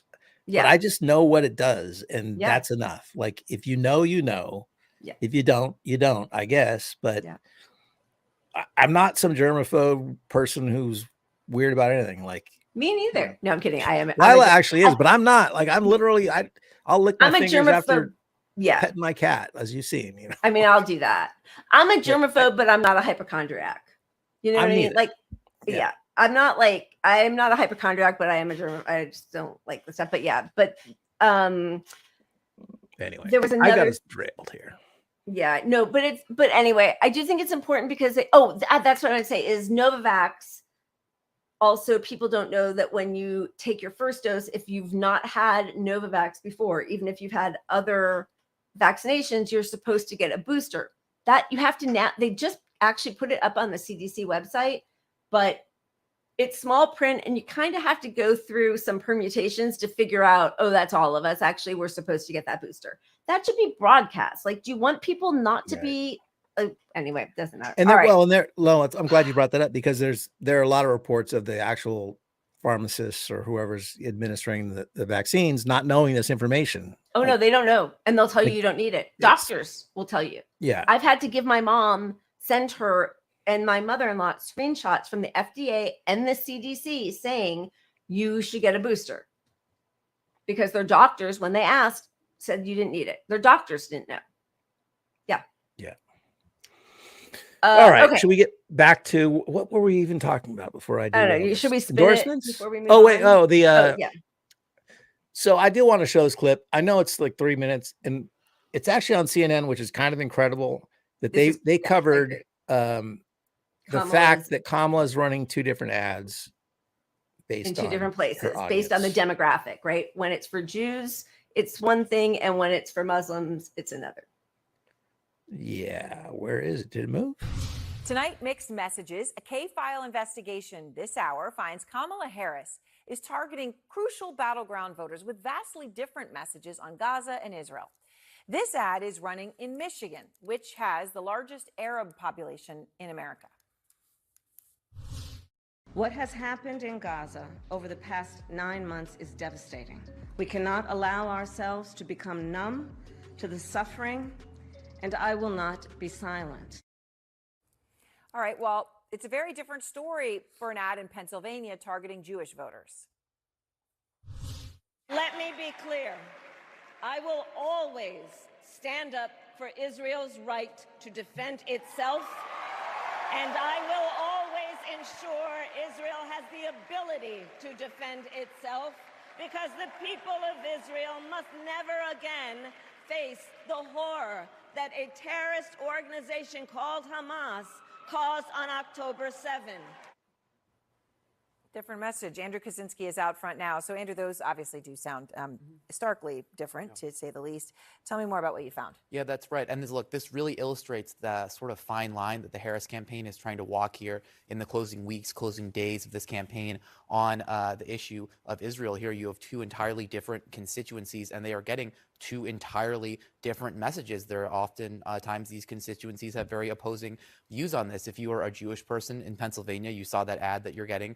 You are getting that ad that talks about how strong she is in Israel. If you're a Muslim voter in Michigan, you are getting that ad on Facebook that's talking about how she won't be silent on the issue of Gaza. Now, what's really interesting here is that ad that we just played, the one that's going to Jewish voters in Pennsylvania. Now, it sort of sounds like those 2 clips of her talking about Israel are together, but they actually cut part of it out. Take a listen to what they cut. What has happened in Gaza over the past 10 months is devastating. President Biden and I are working to end this war such that Israel is secure, the hostages are released, the suffering in Gaza ends, and the Palestinian people can realize their right to dignity, security, freedom, and self-determination. And you've seen, too, that they cut out that portion of the ad where they talked about Gaza from her DNC speech. Those 2 parts were together. They sliced them. They cut that part out. Now, look, she's also getting hammered a lot on this issue by Republicans. We talked just a couple days ago about how those robocalls were airing in Wisconsin that are made to sound like they're in support of Jill Stein, talking about her position on Gaza, saying that they're highlighting her pro-Israel position, and they're sort of trying to siphon those votes away from her. So this is a really delicate issue for her. Oh, it certainly is. I mean, the Palestinian people can realize their right to dignity, security, freedom, and self-determination are being cut out. It's important to notice that. All right, now. Yeah, and it actually got a huge applause. I mean, the truth is, like, even if you're just cynically speaking, the politics of saying that what's happening to Palestinians is a genocide and has to be stopped, those are popular politics. So you really have to wonder what is going on that she won't do that. And I mean, but even I'm sorry, but like anybody who talks about the hostages being released and doesn't explain to the country, because most of the country doesn't know this, that there are almost 10,000 Palestinian hostages being held. But we keep just hearing about the hostages. Yeah. The Israeli hostages. Ooh, I mean, there's a link on that.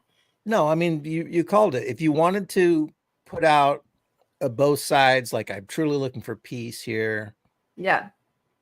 And you want to call attention to the Gaza and not change your actual position at all, just add the numbers to it. Yep. The 10,000 Palestinian prisoners in Israel and the 175 or whatever that actual number is in Gaza, you know. Yep. Yeah. It's it is so depraved actually that this is what we're being told we have to vote for. And like all of the rhetoric around it by the people who are coming out to endorse and trying to scare everybody about Trump, when we know that the US is at least responsible for at least 70% of the bombs that are destroying. I mean, Gaza's done. They tell people to go seek refuge in a hospital, get your baby vaccinated against polio. They had wiped polio out. World Health Organization coordinates with Israel, and then Israel bombs the hospital where Palestinians are going to vaccinate their kids against. I mean, it's just like one atrocity after another, and they keep re-upping it, and all the Democrats, I mean, of course, all the Republicans, everybody knows what's happening. Everybody in government knows exactly what's happening. They do, even in their echo chambers, they know, because they're hearing from constituents and they have opinion polls and they're shielded somewhat, but like they go on Twitter, they get their speech interrupted by pro-Palestine people. They can't blame ignorance. And I just want to show you. Sorry, but 26 people from the Biden administration at least have resigned, right? Yeah, like, and people at the also, UN and I mean, it's so obvious at this point. It's just we're past that. But watch this video and think about these people releasing the hostages so this doesn't keep happening to them.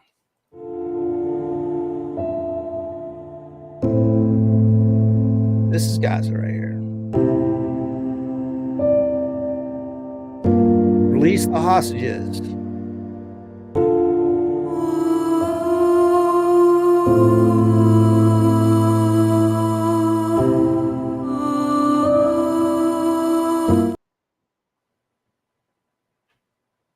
I mean, schools, hospitals, mosques, churches, libraries, universities, refugee camps, tents, bakeries are all Hamas.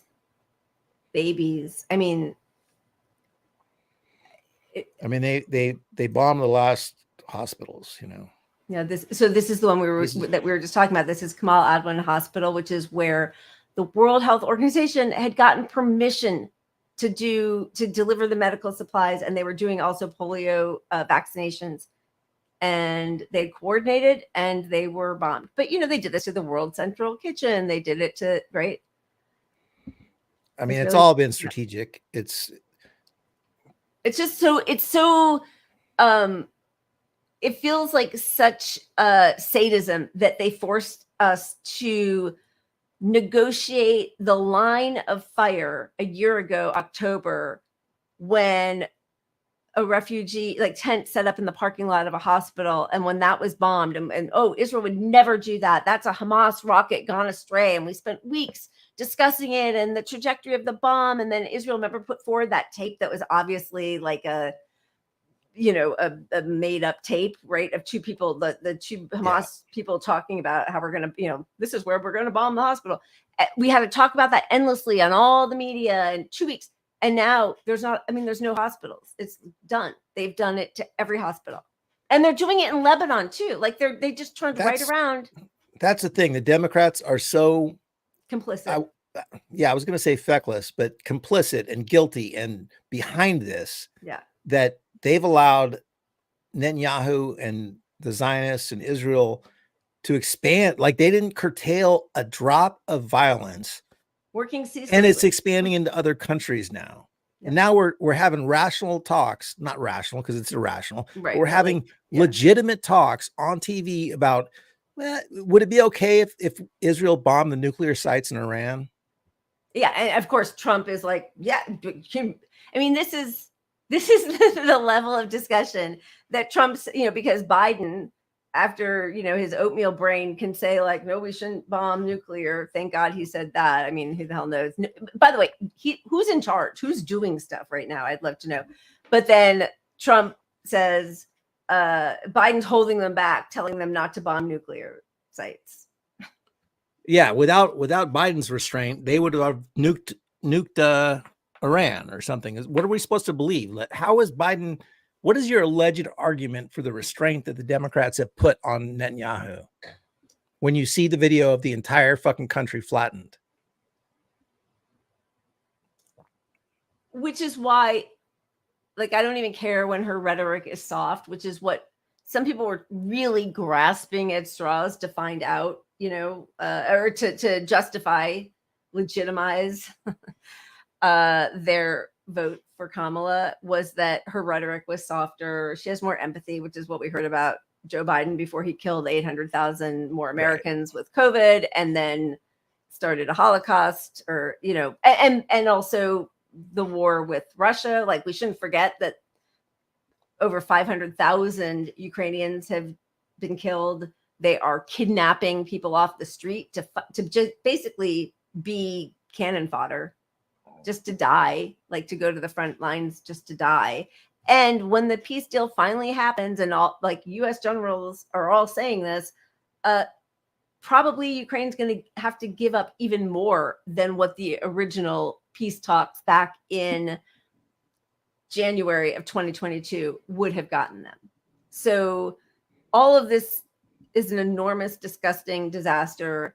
And this is the one place where Trump is right, being perpetrated by people who will never have to fight, whose kids will never have to fight, who are making billions of dollars off of all of this war, both from the military industrial complex and from rebuilding and from doing the financing of the restructuring.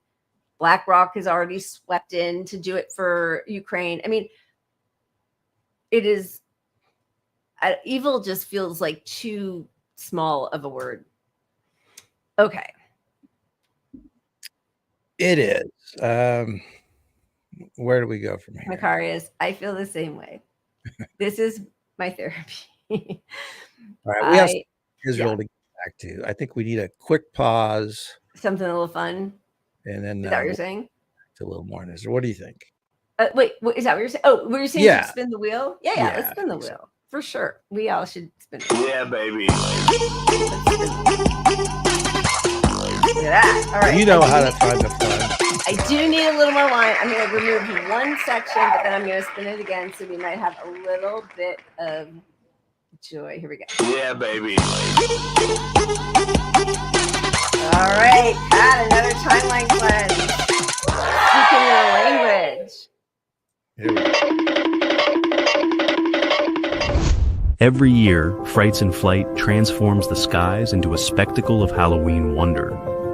Families and artists gather to release their creations into the sky.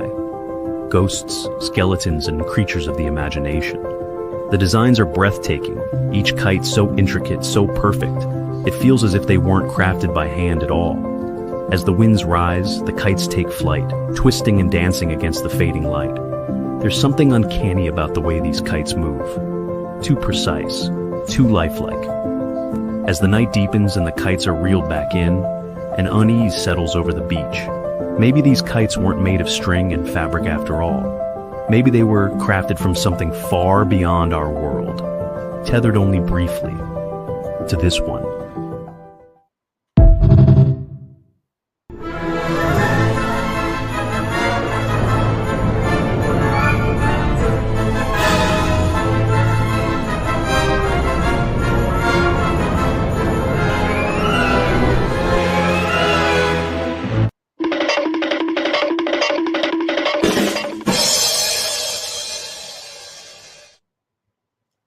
That's awesome. I love that. I love. I would love to jellyfish see so that. much. I don't know. I Yeah. should find out where it is, but Yeah, that's really cool. That's yeah. really fun. Yeah, and that witch was pretty cool.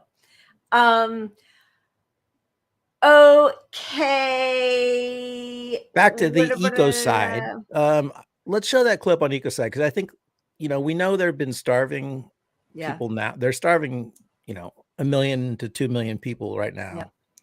But it's not a new project, and I think this video is kind of important for background for people. Okay, good. Yeah. Israel isn't just committing genocide in Palestine, it's also committing ecocide. In Gaza, Israel's bombing has destroyed the natural environment, including water and farmland. But it's also been destroying the land in the occupied West Bank and dressing it up as environmentally friendly. AJ Plus spoke to Palestinian engineer and climate activist Abir al-Butmeh about how Israel's apartheid policies are destroying the land. What we are doing now is exposing the Israeli environmental crimes against the land in Gaza and also in West Bank. In the occupied West Bank, Israel is bulldozing Palestinian villages, uprooting ancient olive trees and planting them near illegal settlements. The Israeli forces launched four environmental planting campaigns in order to cover the ruins of the Palestinian villages. The Jewish National Fund, which has built settlements for decades that are illegal under international law, has planted over 240 million trees in Israel and the occupied Palestinian territories. Critics say they're damaging the ecosystem by diminishing biodiversity and increasing the risk of forest fires. Many of the trees are invasive species and drain the groundwater. Environmentalists say that another Israeli tactic involves creating national parks and reserves to justify the removal of Palestinians from their land. Israel has created about 400 nature reserves and national parks since 1948, many of them built on Palestinian villages. It claims to be safeguarding natural and historic sites. But historians say they're a way to preserve undeveloped Palestinian land for future Israeli development. In the occupied West Bank, Israel is blocking Palestinians from accessing their own farms. West Bank currently lives under a silent war. Last year, the Palestinian farmers couldn't harvest olive trees during October and November. They faced a lot of threats, whether by the Israeli soldiers or the Israeli settlers. And environmental destruction continues in Gaza too. What is going in Gaza Strip? Genocide and ecocide by targeting deliberately the all environmental elements of life, targeting the soil, targeting the agriculture, targeting water resources, and also solar energy projects. Experts say 60 million tons of carbon has been generated by Israel's bombardment of Gaza in just the first 2 months of the war. Almost half the total CO2 emissions come from U.S. cargo planes flying military equipment to Israel. Gaza's water reservoirs are being contaminated by heavy metals due to Israel's use of banned weapons, impacting the soil and water supply. By using prohibited pumps like phosphorus pumps and other kind of chemical weapons, you can imagine the impact of these heavy metals on the soil, which will penetrate through water to reach the main water reservoir, and which is already exhausted. Abir says the fight for climate justice and Palestinian freedom are linked. We cannot achieve environmental justice all over the world without achieving environmental justice in Palestine. For all people in the world, we should unite, raise our voice in order and put pressure on our government to demand a ceasefire now, to put Israel under accountability for their crimes against the people in Palestine, but also against environment in Palestine.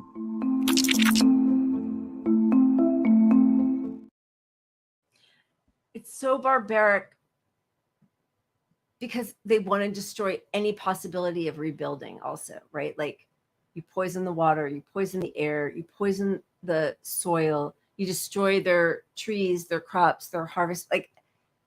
Right. So, if eventually there's so much pressure and they say, hey, let's do a 2-state solution. Okay, Gaza, you have Gaza back. Yep. What do they have? They have no future if they go back to Gaza. No, it's unlivable. And listen, I think that obviously there's a lot of there's just corruption everywhere, and you hear a popular refrain is, well, why didn't any of the other Arab nations take them in, right? Which, of course, you could say the same thing. If that's like some kind of a justification, you could say that about Jews during the Holocaust. Like, why didn't the US and the UK take in Jews, right? Yeah, because Jews were terrible people, right? Is that Right? the Like, argument? is that like what they're saying, or like they're terrorists, or like people who look like them or who are also Arab or Muslim should have protected them or helped them, which I think now, I certainly wish that, not now, I mean, for the whole time, that other nations, including our nation, but we're like fighting against the policies of Israel and preventing that. The fact that Trump put together the Abraham Accords, which was just going to completely forget the Palestinian question, which I hate that. It just minimizes it so much, but basically to make some Middle Eastern NATO. So they were just going to forget that because they are all dependent on the American dollar and American influence, and they make, their billions of dollars and all that kind of stuff. But so that's part of the reason, right? Is everybody's corrupt, leaders are corrupt, and they all just want money. That's one part of it. But the other part is that if Egypt accepts all the people in there to save them, which of course I want nobody to be killed, but also what that does is it helps along the ethnic cleansing. I mean, that's the problem, because Palestinians have never been allowed back to their land. Every time they leave, every time they're displaced, and even if they're told, no, you can come back, it's not safe, we're just getting rid of Hamas, then they're never allowed back. And Israel just keeps expanding and expanding. So if Egypt did take in all the Palestinians, okay, to save their lives, but then they're not allowed back. And that's their land. They want to go back. That's their land. And if you love your land, what you don't do is bomb the hell out of it and poison it. Right? So like what Israel's doing to the Gaza, that they say that Jared Kushner wants to set up beachfront property and that they're doing these sales at temples across the US, who's going to live there? I mean, it's going to be really interesting to see what happens when people decide they're going to go build a condo in Gaza and they're poisoned by the water and the soil and the air. And look, there's none of this is good for Israel. None of this is good for the land. I mean, obviously it's bad for Gazans, Palestinians, but who is benefiting from this? Like, it's nobody's safer. The travel, no one's going to go to Israel. Ben Gurion already closed the terminal. Yeah, I mean, well, their economy is really suffering. Yeah. This is the conflict. Yeah, this is, we talk about with COVID, like force everybody back to work. That was 100% the CEO class who made that happen, right? And Pfizer, who brags about, well, we got masks off, no isolation period, no sick days, force people back to work, and now we've got Paxlovid, so we're going to make a lot of money off of that, right? But now they don't have a workforce, and it's being depleted. It's just like it really is like capitalism just eats itself. It's a cancer. You cannot have infinite growth. It's what we talked about last show, but I really think that's the issue, is that capitalism itself is a monster. It doesn't care about its own people at all. It doesn't care about the survival of its country. It doesn't care about the long-term interests economically even. Yep. It's all short-term benefit, and that pressure is on the politicians to support short-term things, issues, developments, whatever. That's it. None of it's good for us. I mean, when we ignore the climate, and we just ignored a pandemic. We're ignoring a pandemic. We're ignoring the end of the world, the end of humanity, literally the end of humanity with climate change. We're ignoring it because of capitalism. But there's a cat. So I know I tried to get my Lucky kept howling for me. I tried to get her to come in, but okay. 6:50. What do we want to do before we take off and create our bingo board for Tuesday?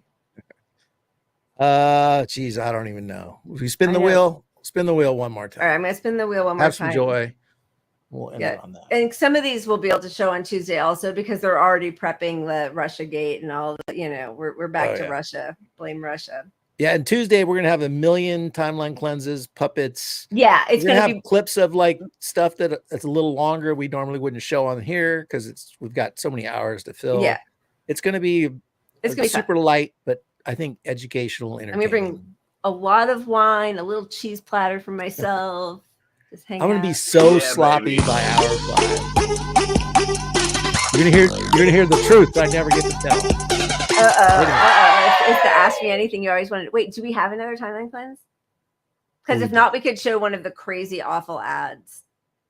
That's kind of funny, or no? Okay. Yeah. Go ahead. We'll do it. All right, let me just look. I got to toggle back and forth between all these different places. Okay.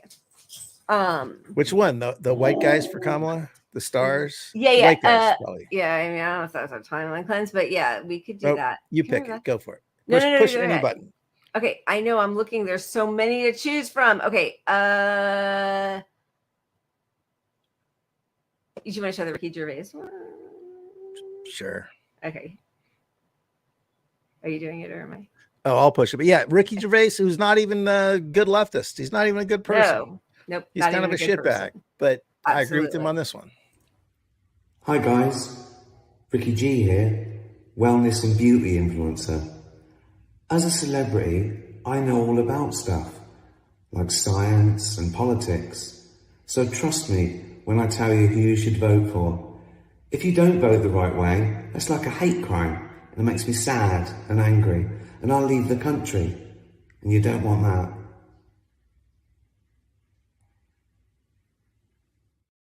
Spoiler alert, we do want that. Spoiler alert. Yeah, I know. All right. I think we don't have, I'm just looking just to make sure that there's nothing that we should know. I don't know if this is true or not. I have to do more research, but the more things that we see like this, it's going to be a problem come Tuesday.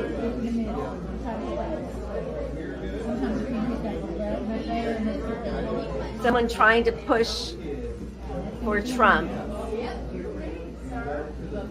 on their electronic voting ballot machine, and it won't allow them to, and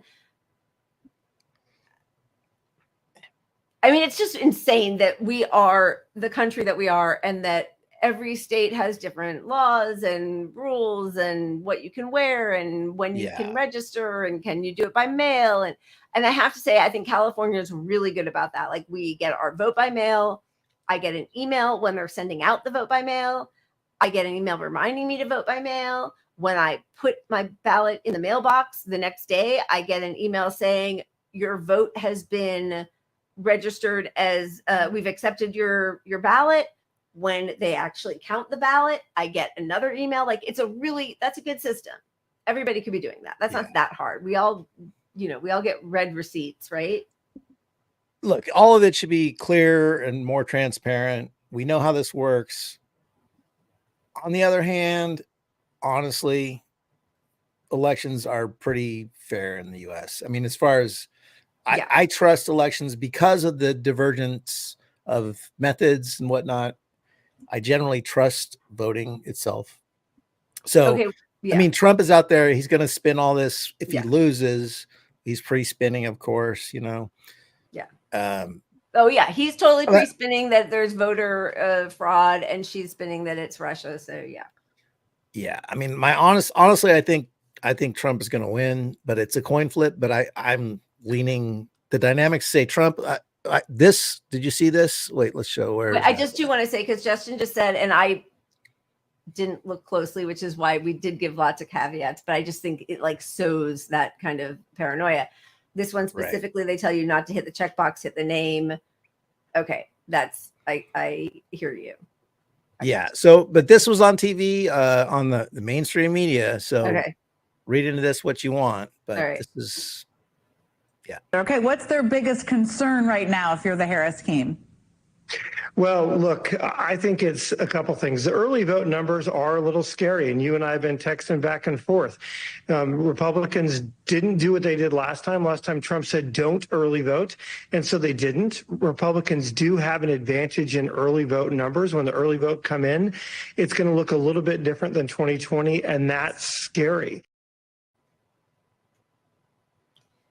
It just should not be this close. Like, it's ridiculous that it is this close. Oh, Kimmy, thank you. It shouldn't, and it's going to be super close. Thank you, Kimmy. Thank you. But if this is true, look, two things could be true. The numbers could be bad, and they could also be just hyping this up because they want to get Democrats out to vote because you're watching MSNBC. So they want to paint a negative picture like, you got to go save democracy. We're getting our asses kicked. You know, $20 more to Kamala's campaign will save. Oh my God. Why am I still getting this? Like over $1 billion for campaign?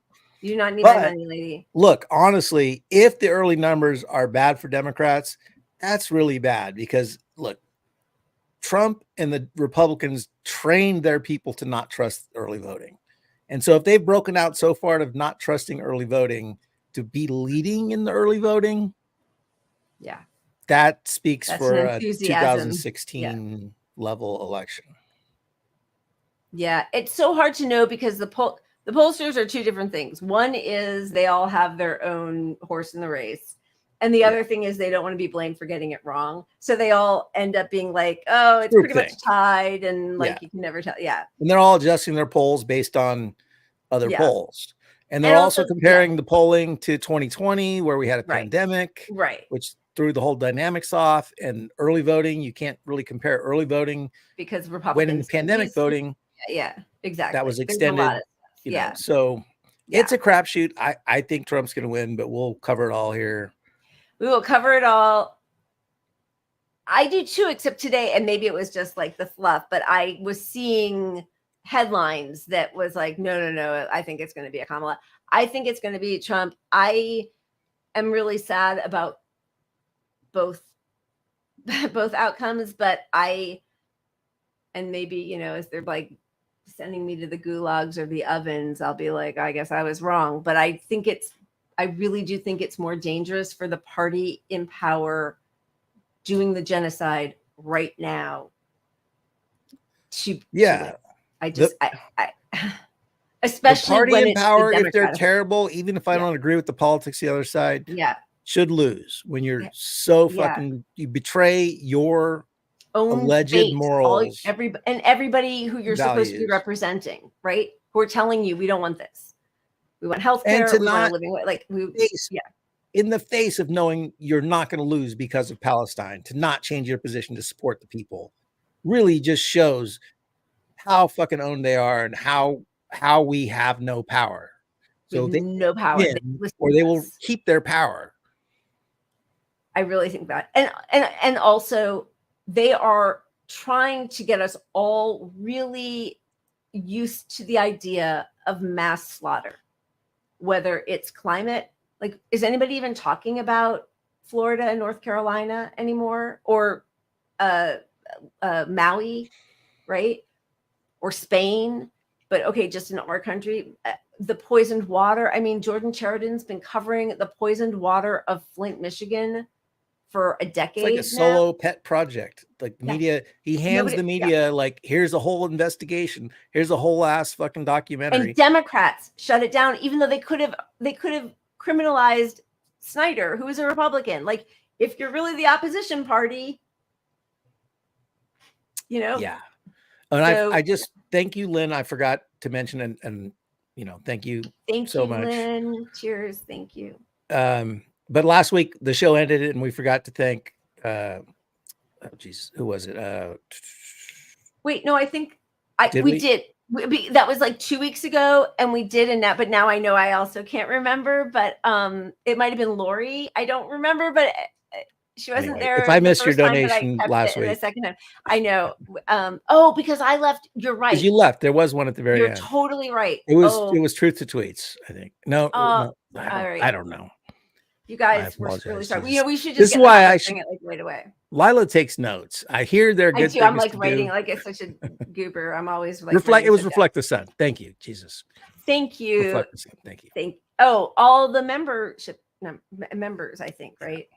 Thank you. Reflect the Sun. Thank you. Thank you guys all. You're awesome. We're going to see you in 2 days. It's crazy. And it will be same time. We'll start at 5 p.m. Pacific, 8 p.m. Eastern. And we're going to have a lot of fun guests. We're going to figure it out with Miss Jen Perlman, who is in the chat a little bit, how we can do a little bit of a crossover show. And then we have other people popping in during the night. So bring a lot of snacks, bring a lot of beverages, and we'll see you on Tuesday. Amen. We'll see you Tuesday. It'll be a long. Wait, look what just happened before we go, because it happened again. Reflect the Sun. We didn't want to thank you.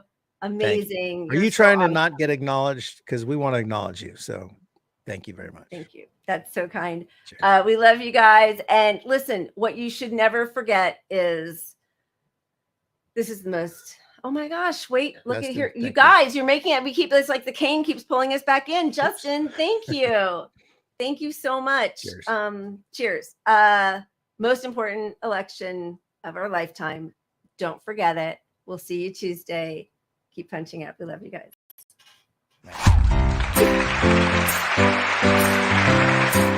This is the most important election of our lifetime.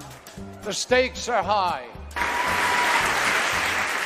To be a part of the most important election of our lifetime. In the most important election of a lifetime, where everything that you care about is on the line. This is the single most important election any of you in this room will ever have voted on. That's why this election could not be more important. This election is the most important election of our lifetime. It's not an exaggeration to suggest that this is the most important election anyone in this room will ever participated in. I can't think of a time in my lifetime when this country has faced a more important election. Now, I know politicians always come out and say this is the most important election. Well, this time we're telling you the truth.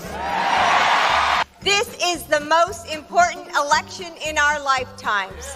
When we vote in this election, we'll be deciding what kind of country we want to live in. I really believe it's the most important election of our lifetimes because we've never had a clearer choice. There are only now 7 days left in the most important election of our lifetimes. Voice is important, it matters, and this is one of the most important elections of our lifetime. Hyperbole.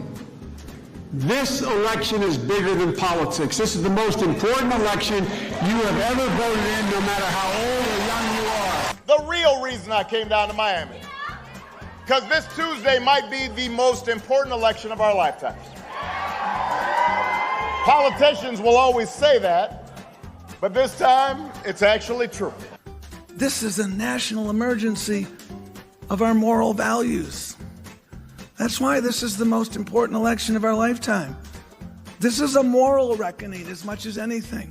This is clearly the most important election in the modern history of this country. And Joe Biden, you have a human being who is empathetic. 3 days until the most important election of our lifetimes. And that includes mine, which was pretty important. This Tuesday, everything is on the line. I believe this is the most important, and this is not rhetoric, I truly believe this is the most important election in our lifetime. This is the most important election in our lifetimes, not because I'm running. This is the most important election of our lifetime. I can't do the insurance reform stuff. We took a long time to do our bill. I can't dictate this stuff. But I can't do that by myself. We don't have the assurances. One of the lessons I've learned in my first 4 years is that you can't change Washington from the inside.